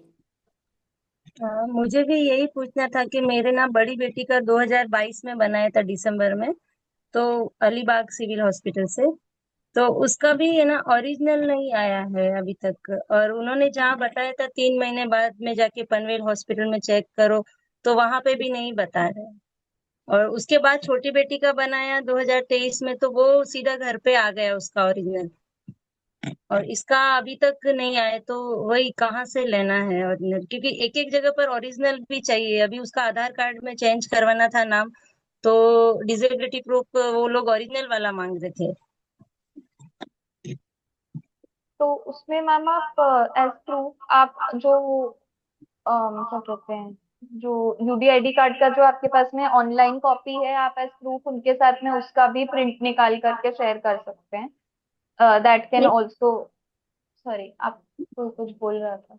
आधार कार्ड तो बना दिया है हमने, फिर हाँ दूसरे प्रूफ से, फिर वोटर आईडी से, पर फिर भी ये ओरिजिनल तो लगेगा ही ना आगे जाके नहीं कहीं पे नहीं, भी वो छोड़। बिल्कुल सही कह रहे हैं आप, वो तो लगेगा हाँ, ही। तो अगेन जैसा मैंने उनको कहा था कि आप लॉग इन करके वो चेक कर सकते हैं कि वो डिस्पैच हुआ भी है कि नहीं, वो आपको वहाँ पीडब्ल्यूडी लॉगिन से वो दिख जाएगा। और दूसरा, अगर आपको तब भी ऐसा दिखे वेबसाइट पे कि वो डिस्पैच हुआ ही नहीं है, सिर्फ यूडीआईडी कार्ड अवेलेबल करके दिखा रहा है वहां पर में वेबसाइट पे, तो आप उसके बाद में फिर जो यूडीआईडी की जो सपोर्ट लाइन है आप वहां पर में कनेक्ट कर सकते हैं। बिकॉज वो ही कनेक्ट कर पाएंगे आपको उसके आगे। बिकॉज जो मिनिस्ट्री से अगर वो भेजा ही नहीं गया है तो फिर उसका जवाब आपको मिनिस्ट्री वाले ही दे पाएंगे, तो वो तो वहीं से हो सकता है। बट देन अगेन काफी काफी बारी ऐसा होता है, जैसा कि आपने कहा आपकी छोटी बेटी का कार्ड आ गया छोटी इजिली, बेटी इन का बड़ी घर पे वाली ही का आ नहीं गया है। आया। हाँ, बड़ी वाली जी, का तो ये नहीं है। काफी बारी मैम ग्लिचेस हो जाते हैं इस टाइप के। तो अगेन आप वो वेबसाइट पे चेक कर सकते हैं, नहीं भी तो भी आप ईमेल भी कर और सकते हैं, उनका एक ईमेल आईडी यहाँ पे भी है आई थिंक। हॉस्पिटल जाके ही पता करे क्या मैम, अलीबाग जाके? हॉस्पिटल में भी आप एक बार ही पूछ सकते हैं, वैसे तो हॉस्पिटल में नहीं आता है कार्ड, वो आपके एड्रेस पे ही आता है। हाँ, जो एड्रेस पे ही आधार बोला कार्ड का है, उन्होंने, पनवेल या फिर वाले हॉस्पिटल का बोला था तब हमें हाँ जी, 2022 में। हाँ, हाँ तो जी, चेक या किया कितनी बार हम्म, जाके, तो वहां पे भी कुछ नहीं है इसके हाँ जी, बारे में तो। हॉस्पिटल्स में मोस्टली नहीं आता है। उसके अलावा ऐसा भी हो सकता है कि वो पोस्ट ऑफिस में डिलीवर कर गए हों, या उस टाइप का भी कुछ हो सकता है। काफी बारी ऐसा भी होता है कि वो घर तक लाए हों, आप घर पे ना हो तो वो पोस्ट ऑफिस में दे दिया हो, या उनको एड्रेस मिला ही ना हो तो उन्होंने पोस्ट ऑफिस में दे दिया हो, वैसा कुछ।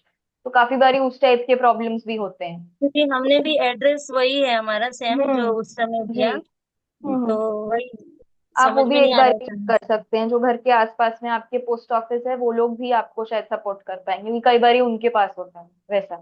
तो आप तो चेक वो कर। अच्छा ठीक है, थैंक यू। जी और ये फोटो मैडम का पूछा था मैम, ये जो हम्म अभी बोला था किसने, फोटो चेंज करवाना जरूरी है क्या बच्चे बड़े होने के बाद, कि वो जो जब बनाए था वही रहेगा तो भी चलेगा? परमानेंट वाला भी है हमारा भी हम्म नहीं मैम, फोटो। नेसेसरी नहीं होता है वो चेंज करवाना। आप पहले की फोटो से भी चल सकते हैं, उसमें कोई ऐसे वो नहीं है, बिकॉज फिर आपको उसको प्रोसेस के हिसाब से आपको कैंसिल करके फिर दोबारा से बनवाना हाँ पड़ेगा। वही है ना, वो बहुत बड़ा क्योंकि लंबा जी, प्रोसेस होता है क्योंकि वो इसलिए। प्रिंट हो चुका है ना कार्ड, तो फिर हाँ हाँ उसको उसमें कोई भी चेंजेस होना दिक्कत हो जाएगी अगर हम उसको कैंसिल नहीं करेंगे, तो वो हाँ, ऑप्शन ही मतलब नहीं। जरूरी नहीं है तो फिर नहीं नहीं, कराएंगे तो भी फिर हाँ। आप उससे भी ठीक है चला सकते हैं, ऐसी कोई दिक्कत नहीं। ठीक है। मैडम मेरा भी यही सवाल था, फोटो चेंज नहीं करवा सकते ना? जी।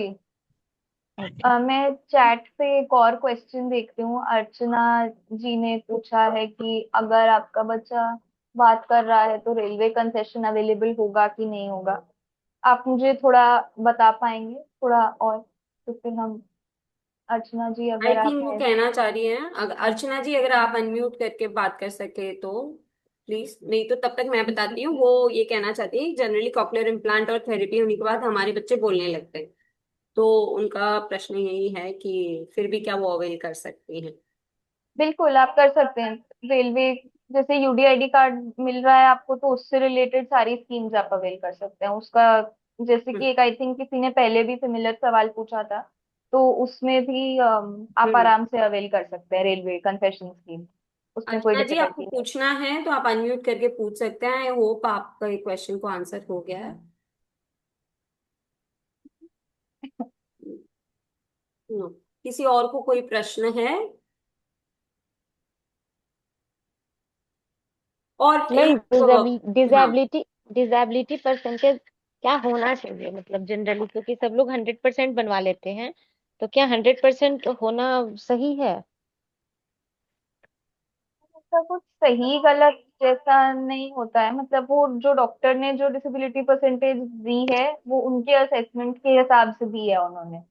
मुझे तो लगता पर है वो रिक्वायरमेंट पूछ रही हैं कि कितनी हाँ, वही रिक्वायरमेंट है। वही मैं बोल रही हूँ यस आगे, यस। जैसे कि मैंने पीपीटी में भी बोला था कि 40% से अगर नीचे है डिसेबिलिटी परसेंटेज, तो आप जो स्कीम्स हैं उनका एक्सेस आप नहीं कर पाएंगे, बट अगर 40% या उससे ऊपर है तो आप इजीली सारी स्कीम्स को एक्सेस कर सकते हैं। ये मैंने पूछा था ना वो मेरी बेटी का, तो उसका मैंने फिर से वो ऑनलाइन हम लोगों ने फिर से प्रोसीजर की थी, तो उसमें डिस्पैच दिखा रहा था पर आया नहीं आज तक, अभी तक यूडीआईडी कार्ड। कितना टाइम हो गया मैम वो डिस्पैच दिखा रहा था वेबसाइट पे? आ, 3 3 महीना ना कि 4 महीना था। हाँ, अप्रैल में दिखा रहा था। ओके। पर हाँ मैम, तो अभी 3 महीने हुए हैं, उसमें मिनिमम एटलीस्ट 6 महीने लगते हैं। मतलब यूडीआईडी कार्ड अवेलेबल हो, वेबसाइट पे अवेलेबल होने के बाद एटलीस्ट 6 महीने लगते हैं उसकी हार्ड कॉपी बाय पोस्ट आने में। बट अगर हम्म, उसके बाद भी आपको वही दिखता रहे डिस्पैच है और नहीं आया है, तो अगेन आप पोस्ट ऑफिस में चेक कर सकते हैं, बिकॉज अगेन डिलीवरीज का कुछ इशू भी हो सकता है हाँ, काफी नहीं बार। मैंने पोस्ट ऑफिस में तो मैं हो आई थी, ठीक वहां है। तो नहीं है। और हम लोगों को वो सिविल हॉस्पिटल से बोला था कि वो लाल दरवाजा एक हमारे वहाँ है अहमदाबाद में, वहां जाके भी चेक करना। तो वो उस टाइम भी मैं 1 साल के बाद भी वहां गई थी, 6 महीने बाद गई, 1 साल बाद भी गई थी। तो वहां उन लोगों ने बोला कि जिसका कोई अगर घर पे ना हो, कोई भी रिलेटेड कुछ भी हो, तो वहां पे जो वापस आता है तो वो बॉक्स रखते हैं, उसी में सब कुछ पड़ा रहता है। तो नहीं, वहां भी नहीं था मेरा। उसके તમે ત્યાં એક ક્વેરી નાખો ને, ત્યાં વેબસાઇટની ઉપર એક ક્વેરી નાખી શકો કે આવી રીતના મેં બધું ચેક કર્યું છે અને हाँ, મને ક્યાંય પણ નથી મળતું, પ્લીઝ મને અપડેટ કરો। ओके।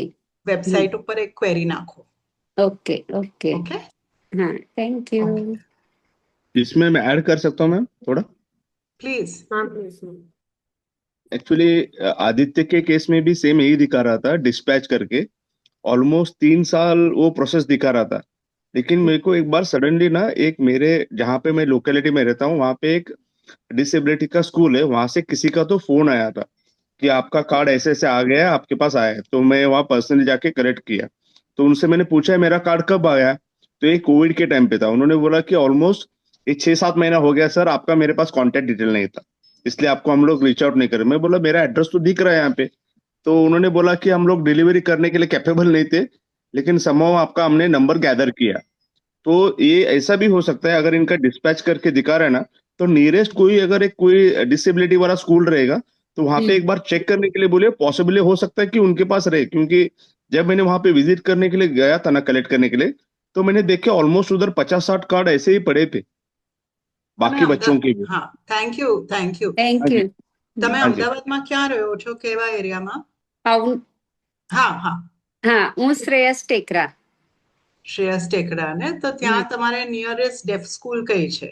હું હમ તમને હા અહીંયા નંબર આપું છું, હમ ઉમંગ હા ઉમંગ હા હા હા ઉમંગ પાસે સૌથી પાસે છે ને? હા હા ફતેપુરા હા હા એટલે ફતેનગર ત્યાં ઉમંગમાં જઈને તમે ફાઇન્ડ આઉટ કરો. Okay okay, okay okay okay thank you welcome. Prakash ji, आप क्या कहना चाह रहे हैं ऑन जॉब नेक्स्ट वीक? अच्छा, मेरी आवाज आ रही है? बहुत स्लो आ रही है। आप कहने का ट्राई करें, हम सुनने का ट्राई कर रहे हैं। ठीक है, तो नेक्स्ट टाइम ही ज्वाइन करता हूँ। मैं एक्चुअली लेट ज्वाइन किया, सो आई मिस द सेशन। हाँ हाँ I think half an hour I miss the session. My daughter is grown up actually, okay. But UID के लिए अभी तक अप्लाई नहीं किया। I don't have that smart card. हाँ हाँ सर्टिफिकेट है, तो वो एक पूछने का था कि can I apply it now and whether I can apply it और I have to go to some centre. That was my question. हाँ जी, आप बिल्कुल अप्लाई कर सकते हैं। यूडीआईडी के वेबसाइट पे स्वावलंबन पोर्टल पे जाकर के आप कर सकते हैं। एंड उसमें शुरू में ना वो कुछ क्वेश्चंस होते हैं जो वो पूछते हैं, जैसे कि आपने कभी कार्ड के लिए अप्लाई किया है, नहीं किया है, या फिर या फिर डिसेबिलिटी सर्टिफिकेट एग्जिस्टिंग है। तो अगर आप उस ऑप्शन पे क्लिक करेंगे कि डिसेबिलिटी सर्टिफिकेट ऑलरेडी एग्जिस्ट करता है, तो आप उसको as a supporting document while filling the form आप वो आपको सबमिट करना पड़ेगा। तो उससे आप फॉर्म फिल कर सकते हैं अगेन। देन बाकी का जैसे सेम प्रोसेस होता है, फिर आपका जो भी जहाँ पे आप रहते हैं वहां से जो भी डिस्ट्रिक्ट में जो भी हॉस्पिटल है वहां से वो सिलेक्ट करके फिर आप जा सकते हैं असेसमेंट। मैम मैम एक सवाल मैं पूछ सकती हूँ? हाँ, एक मिनट। प्रकाश जी, क्या आपके सवाल का जवाब मिल गया आपको? हाँ, वो मिल गया। और एक छोटा दूसरा मेरा प्रॉब्लम ऐसा है कि मेरा जो सर्टिफिकेट है जेजे हॉस्पिटल का है, that time I was staying in Chembur. तो उसके बाद में क्या है कि now I have shifted to New Bombay, that is in Panvel. तो ये तो सर्टिफिकेट लाइफ लॉन्ग का है, तो मैंने उसको कुछ चेंज नहीं किया। तो अभी क्या मुझे वो चेंज करना पड़ेगा या यूआईडी के टाइम में वही अप्लीकेबल है? नहीं, आप वो सेम डिसेबिलिटी सर्टिफिकेट सेम ही रख सकते हैं, बट आप फिर भी जैसा कि मैंने कहा, जब आप यूडीआईडी कार्ड के लिए अप्लाई कर रहे होंगे तब आप वो सर्टिफिकेट अपलोड कर दीजिएगा। बट अगेन आपका फिर आप न्यू बॉम्बे में है तो आपको वहां पे जो भी हॉस्पिटल है, क्योंकि आपके बच्चे का आधार कार्ड का एड्रेस अब न्यू बॉम्बे का होगा, तो हॉस्पिटल आपको वहां का मिलेगा। बट उसमें कोई प्रॉब्लम नहीं है कि आप जेजे का भी सबमिट करेंगे, तो उसमें भी ओके कोई डिफिकल्टी आपको नहीं होनी चाहिए। Okay okay. उसमें एक्चुअली एक नेम्स का स्पेलिंग का भी करेक्शन है, तो ओके, वो भी एक मेरा इशू है। तो वो फिर वैसे भी आपके आधार कार्ड से लिंक होगा, तो अगर वो आधार कार्ड में वो इशू नहीं है तो फिर वो आधार कार्ड से ही सेम आगे जाएगा। तो ठीक है उसमें कोई दिक्कत नहीं आनी चाहिए आपको, ठीक क्योंकि है। उसके ही साथ साथ में जब यूडीआईडी कार्ड दिया जाता है उसके ही साथ साथ में सेम ही वेबसाइट से डिसेबिलिटी सर्टिफिकेट भी आता है। तो आपका वो भी स्वावलंबन वेबसाइट के फॉर्मेट में वो भी नया डिसेबिलिटी सर्टिफिकेट आ जाएगा। तो उसमें फिर वो डिफिकल्टीज आपको वहां पर में नहीं होंगी, तो वो रहेगा। Okay, fine fine, thank you so much. हाँ, आप पूछिए अभी।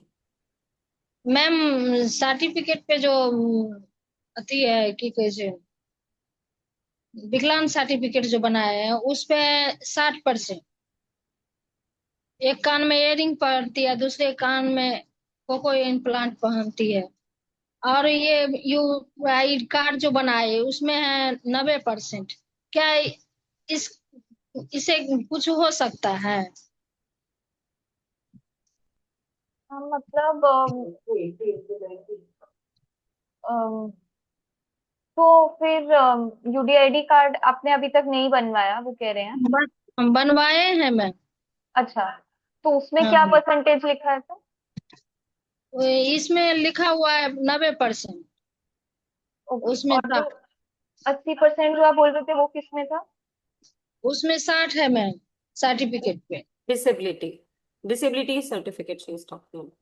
ओके।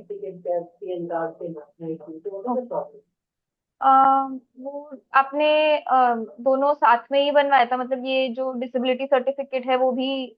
अच्छा, वो पहले नहीं का है। नहीं मैम, वो सर्टिफिकेट जो है वो पहले का है, वो बहुत पहले बनाए थे। अच्छा। और ये ओके। बनाए यूपीआई कार्ड जो है वो ओ 2023 में बनाए। ओके, ठीक है, तो आप 2023 वाला इस्तेमाल कीजिए फिर। उसके साथ साथ में, जैसा कि मैंने प्रकाश जी का सवाल के टाइम पे भी बोला कि यूडीआईडी जब आप डाउनलोड करते हैं वेबसाइट से या वो हार्ड कॉपी आता है, तो वो उसके साथ ही साथ में वेबसाइट पे सर्टिफिकेट भी अवेलेबल किया जाता है नए फॉर्मेट में, जो कि स्वावलंबन पोर्टल का है। तो उसमें आपको वो 90% ही नजर आए, तो आप वो वहां से डाउनलोड कर सकते हैं। वो पहले क्या था, अभी मैं भी उस पे ज्यादा आपको नहीं बोल पाऊंगी, क्योंकि वो may be hospital to hospital भी डिफर किया होगा कुछ, बट सिंस आपका यूडीआईडी में 90% है तो आप वही फॉलो कीजिए। जी मैम। वो तो सेंचुरी। हाँ जी। जैसे बैंक सब में लगाए हैं यही पहले का सर्टिफिकेट, तो आप ये यूपीआईडी कार्ड लगा सकते हैं मैम। हाँ जी, बिल्कुल। आगे बढ़ने से पहले मैं सभी पेरेंट्स को बताना चाहूंगी कि जब आप वी कनेक्ट के इस पे जाएंगे वेबसाइट पे, तो रिसोर्सेज के सेक्शन में जाएंगे ना, या ये दिख पा रहे हैं? तो यहाँ पे ये जो ब्लू ब्लू में है, वहां पे यूडीआईडी के बारे में काफी इंफॉर्मेशन दिया गया है, हिंदी में, मराठी में, सब इसमें अवेलेबल है। मैं चाहे तो आपके ग्रुप में भी इसको डाल दूंगी लिंक, वहां पे भी जाके आप देख सकते हैं। अब निधि जी, हम आखिरी सवाल ले रहे हैं, निधि जी पूछिए। मैम, जैसे यूडीआईडी कार्ड बन गया तो अभी डिसेबिलिटी सर्टिफिकेट बनवाने की जरूरत तो नहीं है ना हमें? नहीं, वो आप वेबसाइट से ही डाउनलोड कर सकते ओके, मतलब वो डिसेबिलिटी सर्टिफिकेट भी होना चाहिए हमारे पास? हैं। हाँ, मतलब जैसे आपका आधार कार्ड होता है ना, तो एक छोटा आधार कार्ड होता है and एक बड़ा लॉन्ग फॉर्मेट लॉन्ग हाँ कॉपी जी। होता है जो आता है। ये भी वैसे ही है दोनों। डिफरेंस क्या होता है disability certificate and UDID card में? वो होता है डिसेबिलिटी सर्टिफिकेट में, फॉर एग्जाम्पल, कई लोगों को मल्टीपल डिसेबिलिटीज होती हैं, हाँ तो जी। उसमें वो डिटेल में लिखा होता है। तो जैसे यूडीआईडी कार्ड में उनके केस में सिर्फ डिसेबिलिटी टाइप में मल्टीपल डिसेबिलिटी लिखा होगा, पर सर्टिफिकेट में उसको वो डिवाइड करके एक्सप्लेन किया होगा कि एक डिसेबिलिटी कितनी परसेंटेज है, दूसरी डिसेबिलिटी कितने परसेंटेज है। तो वो सिर्फ जैसे आधार कार्ड में लॉन्ग फॉर्मेट होता है एंड छोटा एक आप अपने वॉलेट में रख सकते हैं, वैसा। तो फर्क सिर्फ उतना होता है। तो अगर आपके पास में यूडीआईडी कार्ड आपने बनाया है वेबसाइट के थ्रू, तो वो ऑटोमेटिकली डिसेबिलिटी सर्टिफिकेट भी है आपके पास, तो कोई डिफिकल्टी आपको उसमें नहीं आनी चाहिए इसके आगे। Okay, thank you. रोजीना पूछ रही हैं। Yes ma'am. मैम मुझे ये पूछना था कि मर्जिया अभी जैसे 6 इयर्स की है, तो उसका मतलब जैसे जो ऑप्शन आ रहा है कि आपका मेरे से ही कनेक्ट होगा वो आधार कार्ड उसका, मेरे फोन नंबर से, क्योंकि उसमें रजिस्ट्रेशन इज लाइक कि आप उसी वही आधार कार्ड नंबर डालें जिसका रजिस्टर्ड मोबाइल नंबर हो। तो उसमें रजिस्टर्ड में अपना ही डालना या मर्जिया का मतलब डालना रहेगा? नहीं, आप एज पेरेंट भी कर सकते हो। हाँ, तो आप एज पेरेंट भी अब मतलब रजिस्टर या कर सकते हैं। उसमें वो ऑप्शन होता है फिलिंग एज, मतलब अगर आप एज गार्डियन भर रहे हैं, एज पेरेंट, एज मदर, तो क्योंकि उसका भी 5 इयर्स ऑप्शन होता पे है। ये है ना कि रिन्यू होगा, तो हर 5 इयर्स पे अगर बच्चा 18 इयर्स से छोटा है तो हर फाइव हम्म। इयर्स पे रिन्यू होना रहता है। तो यूडीआईडी का जी। वो रहता है, हाँ। पर अगेन वो आपको असेसमेंट के बाद में पता चलेगा, जो परसेंटेज आपको दी जाएगी। एंड वो कार्ड अगर टेम्परेरी है या परमानेंट, वो आपको अगेन हम्म। असेसमेंट के बाद ही पता चल पाएगा। तो ओके मैं वही बोलूंगी कि आप अपने नंबर से रजिस्टर करेंगे तो वहां पर में ऑप्शन रहता है कि आप एज मदर फिल कर रहे हैं तो आप अपना नाम एंड अपना मोबाइल नंबर भी वहां पे कर सकते हैं। ओके ओके रोजीना, ये क्या होता है, कभी कभार वो they can make it permanent also, so you never know, okay their rules keep changing. Okay Okay, so I think you should definitely go ahead with it okay okay ma'am because there are a lot of benefits with it also, lot okay of concessions, lot of benefits which Yes, will and certainly. like in schools and all, because like Marzia is according to her age, she's in behind like one class. She has to be in first class, but she's in senior KG right now, and she is like 6 years. So, will it be like beneficial in schools? When she goes to higher classes, Hmm. definitely it will be beneficial because when she has to sit a public exam, Hmm. or even from standard 8, they start giving 15 minutes extra per hour. Okay. Okay. So there are a lot of concessions and benefits. Also in your income tax, there are concessions and benefits. Lot of benefits are there. Okay, ma'am. Ma'am ये सारे benefit जो है वो percentage के according घटते बढ़ते भी हैं क्या? जैसे 40% से ऊपर हो और किसी का 90% हो, तो क्या इससे डिफरेंस भी आएगा? हाँ, तो अगर जैसा कि मैंने पहले बोला कि 40% से अगर नीचे है तो आपको कोई भी स्कीम के लिए आप मतलब किसी भी स्कीम के लिए आप अप्लाई नहीं कर पाएंगे, बट अगर 40% के ऊपर है तो पहली बात तो सारी स्कीम्स के लिए एलिजिबल है। बट जैसा कि मैंने कहा, एक जैसे एड्स एंड एडिप स्कीम में उसमें डिफरेंस होता है, और पेंशन स्कीम में भी वो डिफर करता है अकॉर्डिंग टू परसेंटेज नहीं इनकम।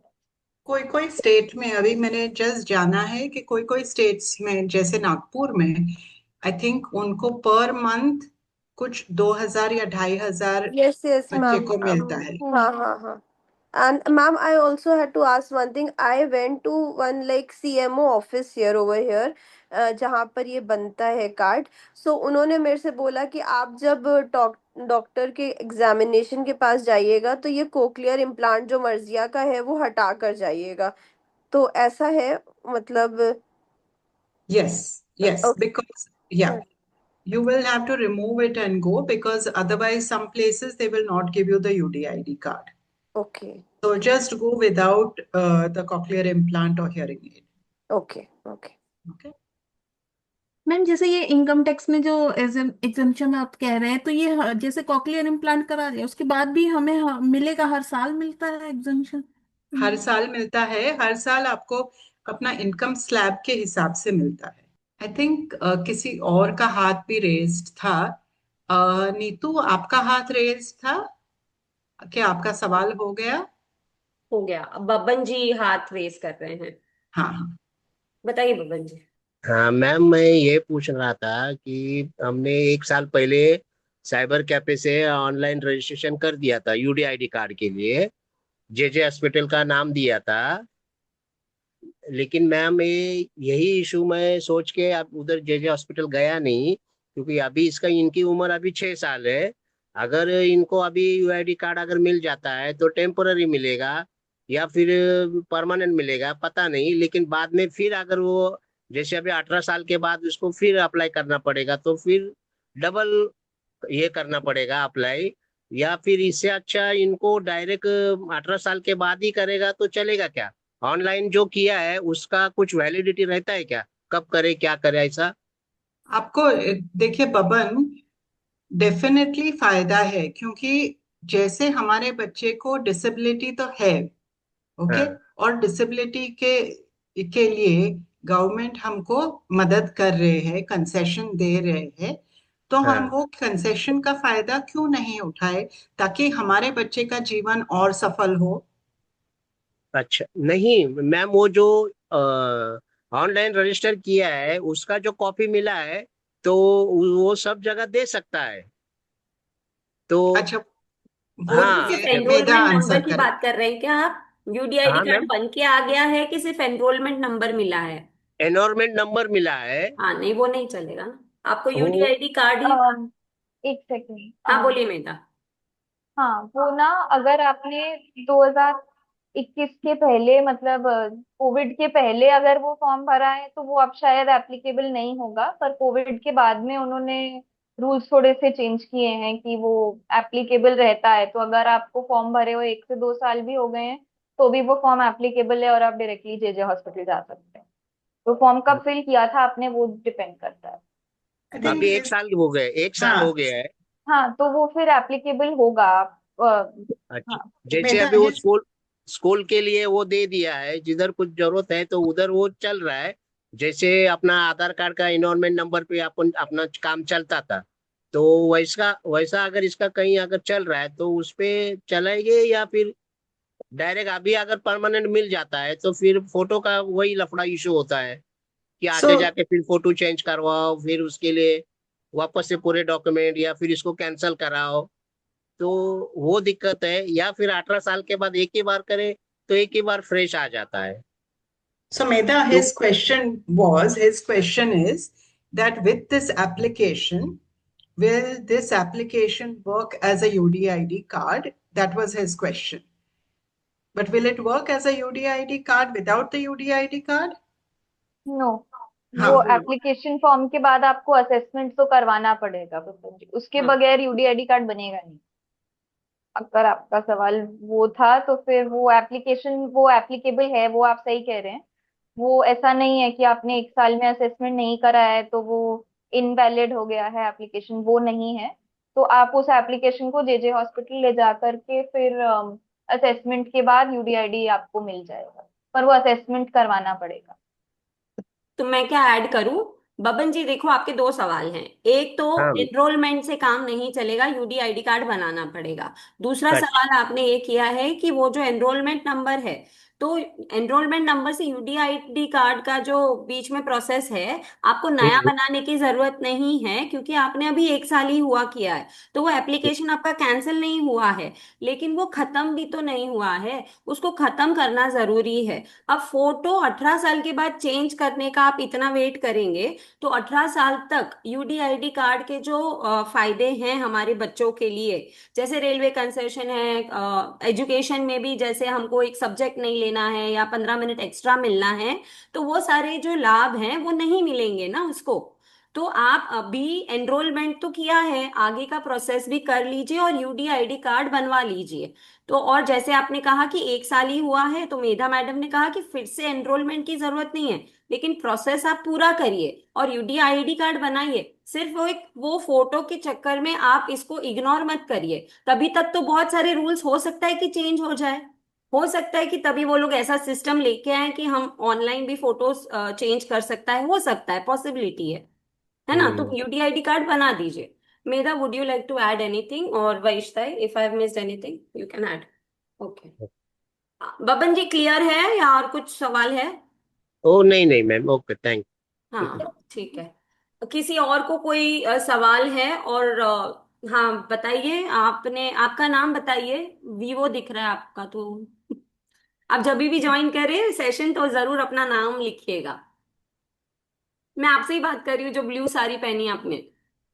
मैम मेरा नाम शर्मिला हंसदा है। कहाँ मैं से आपसे ज्वाइन ये किया है? पूछना चाहती हूँ कि मेरा बेटा का डिसेबिलिटी सर्टिफिकेट है, लेकिन वो यूडीआईडी कार्ड अभी तक नहीं आया है, 4 साल हो गया।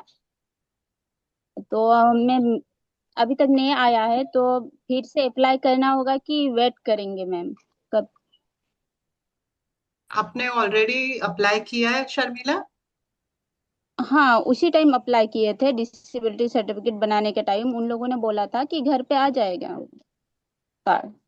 तो अभी 4 साल हो गया, अभी तक नहीं आया है।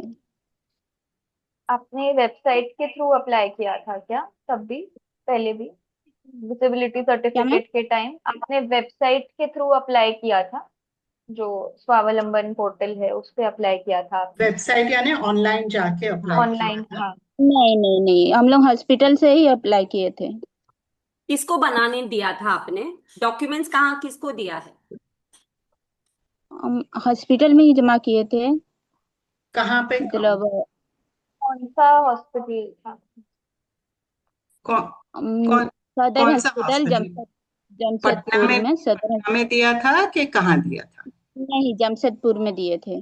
हमने यहाँ जमशेदपुर में डिसेबल दिया था ना? जहाँ बनता है वहीं पर दिए थे। तो जमशेदपुर में वहां पे डेफ स्कूल है ना? जमशेदपुर कि में एक डेफ स्कूल है, तो हाँ वहां जाके जमशेद जो डेफ स्कूल यानी जो बहरे बच्चे का स्कूल रहता है ना, वहां जाके आप पता करिए और हॉस्पिटल में जाके वापस आप पता करिए। ओके? अच्छा कि मेरा कार्ड का क्या हुआ, आया है कि नहीं आया है, और क्या करना, डॉक्यूमेंट लेके जाना है। और ये कृष्णा के लिए बहुत इम्पोर्टेंट है। हाँ शर्मिला, इसको इग्नोर मत कीजिए, जरूर इसका फॉलो अप कीजिए। 4 साल तो बहुत टाइम हो गया। Thank you Nidhi ji feedback देने के लिए। तो मेधा, जाने से पहले एक सवाल, जैसे आपने अभी पपन जी को बताया कि कोविड के पहले के बाद किया है तो एनरोलमेंट वैलिड है। अगर किसी ने उसके पहले किया है और अभी भी कार्ड नहीं आया है या कोई स्टेटस नहीं बता रहा है, तो क्या कर सकता है? कोई उस स्टेट में कैंसिल कैंसिल करके फिर से कर सकता है? नहीं, वो ऑटोमेटिकली कैंसिल हो गया होगा। वो ना, अच्छा। आप जब आप वेबसाइट पे ऑनलाइन चेक करेंगे फॉर्म हम्म। फॉर्म को लॉग इन करके, तो हम्म। अगर आप आधार नंबर वहां पर में डालेंगे तो वो ऑटोमेटिकली बोलेगा कि इससे कोई फॉर्म लिंक नहीं है। क्योंकि अगर पहले से ही होगा हम्म। तो ऑलरेडी होगा तो वहां पे विजिबल हो जाएगा कि इस नाम से एक एप्लीकेशन ऑलरेडी एग्जिस्ट करता है, और अगर नहीं होगा तो फिर वो फ्रेश एप्लीकेशन पे ले जाएगा। अच्छा। तो वो आपको वेबसाइट से पता चल सकता है। बट अगर असेसमेंट हो गया था और फिर भी कार्ड नहीं आया है, तो फिर आप हॉस्पिटल से वापस कनेक्ट कर सकते हैं, जो भी हॉस्पिटल में आप गए थे पहले। ओके। हाँ So, Vaishnav. yeah, Julie, before we wind up, hmm. I think let Medha just summarize the sure. key points from her side, and then Nawazan, you can add anything if she's left out, huh? Sure sure. So that तो we हाँ, parents, can take back something concrete. Sure sure. तो मेधा जी अभी समाप्त करेंगी जितने भी हमको information दिया है। जाने से पहले मैं सिर्फ एक बात कहना चाहती हूँ कि अभी 29 जुलाई को हमारा और एक वर्कशॉप आ रहा है कि रोल ऑफ पेरेंट्स क्या है, यानी घर पे जब हम थेरेपी करते हैं तो हम कैसे हमारे बच्चों को हेल्प कर सकते हैं। डॉक्टर मिहिर पारेख ये सेशन लेंगे, तो जरूर से एनरोल करिएगा जैसे आज के लिए एनरोल किया है। तो मेधा हाँ, जी, यस। तो आज के सेशन में हमने ये डिटेल में बात किया कि यूडीआईडी कार्ड क्या है, कैसा नजर आता है, क्या है, और उससे रिलेट कैसे बनता है और क्या स्कीम्स हैं। तो मैं कैसे बनता है के बारे में फिर से बताना चाहूंगी। तो आप ये फॉर्म ऑनलाइन फिल कर सकते हैं वेबसाइट पोर्टल पे जा करके, you want to जिसके लिए share the link here? Of the website, हाँ, just a second. She's given the link on the PPT, and maybe we will share it with all the parents later. I'm thinking we'll give all the links in one list and we'll share it on all the groups. So for the time being, let her carry on because they may or may not copy some of them. So we'll send it officially so it's easier when it's on the group.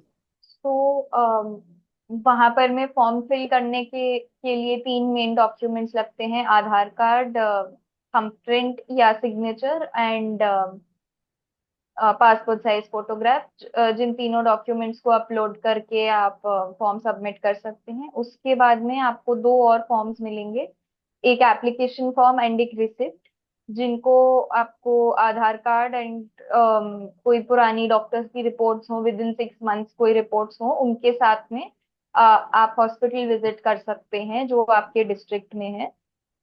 And ये hospital में assessment करवाने के लिए जाएंगे आप, जो कुछ limited number of days पे ही होता है। तो मैं ये जरूर सजेस्ट करूंगी कि आप जाने के पहले उस हॉस्पिटल में एक बारी पता कर लें कि वो डेज, असाइन डेज कौन से हैं यूडीआईडी कार्ड के असेसमेंट के लिए। तो वो आप चेक कर सकते हैं। उस असेसमेंट के बाद आइडियली विद इन 1 मंथ आपको यूडीआईडी के वेबसाइट पे यूडीआईडी कार्ड मिल जाएगा, जिसको आप प्रिंट करके इस्तेमाल करना शुरू कर सकते हैं और स्कीम्स के लिए। और उसके ही उसके अलावा हार्ड कॉपी वो by post within 1 year, 6 months to 1 year के बीच में आपके आधार कार्ड एड्रेस पे आ जाएगी। तो ये रही बात सारे यूडीआईडी कार्ड बनाने की। इसके अलावा हमने कुछ और स्कीम्स को भी थोड़ा डिटेल में डिस्कस किया था। तो वो सेपरेट स्कीम्स थी, जैसे एजुकेशन में आप क्या, right to education act and Samagra Shiksha अभियान के अंडर आप कौन सी ऐसी चीजें हैं जो आप स्कूल में बता सकते हैं जिससे बच्चे को क्लासरूम में अकोमोडेट किया जा सकता है। इंक्लूसिव एजुकेशन क्या होता है, हमने थोड़ा बहुत डिस्कशन उसके बारे में किया था। वैसे ही पेंशन स्कीम में स्टेट गवर्नमेंट की तरफ से क्या पेंशन स्कीम्स अवेलेबल हैं, वो सब। फिर इनकम टैक्स में कौन से सेक्शंस हैं, सेक्शन 80D एंड 80U के अंडर केयर गिवर्स के लिए सेपरेटली है, एंड पर्सन विद डिसेबिलिटी जो खुद से अर्निंग है उनके लिए सेपरेट सेक्शन है, उसके बारे में हमने बात करी।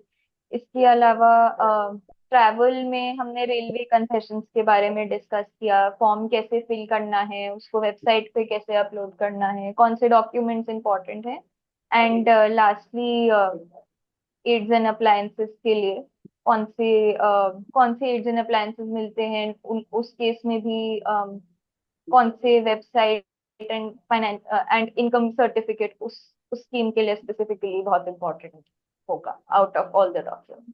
तो ब्रीफ समरी में मैं इतना ही बोलना चाहूंगी, बाकी आप लोग कनेक्ट कर सकते हैं बाद में हमसे डेफिनेटली और question. Thank you so much Medha. बहुत सारे, आई एम श्योर आज एक बहुत ही हेल्पफुल सेशन रहा है पेरेंट्स के लिए।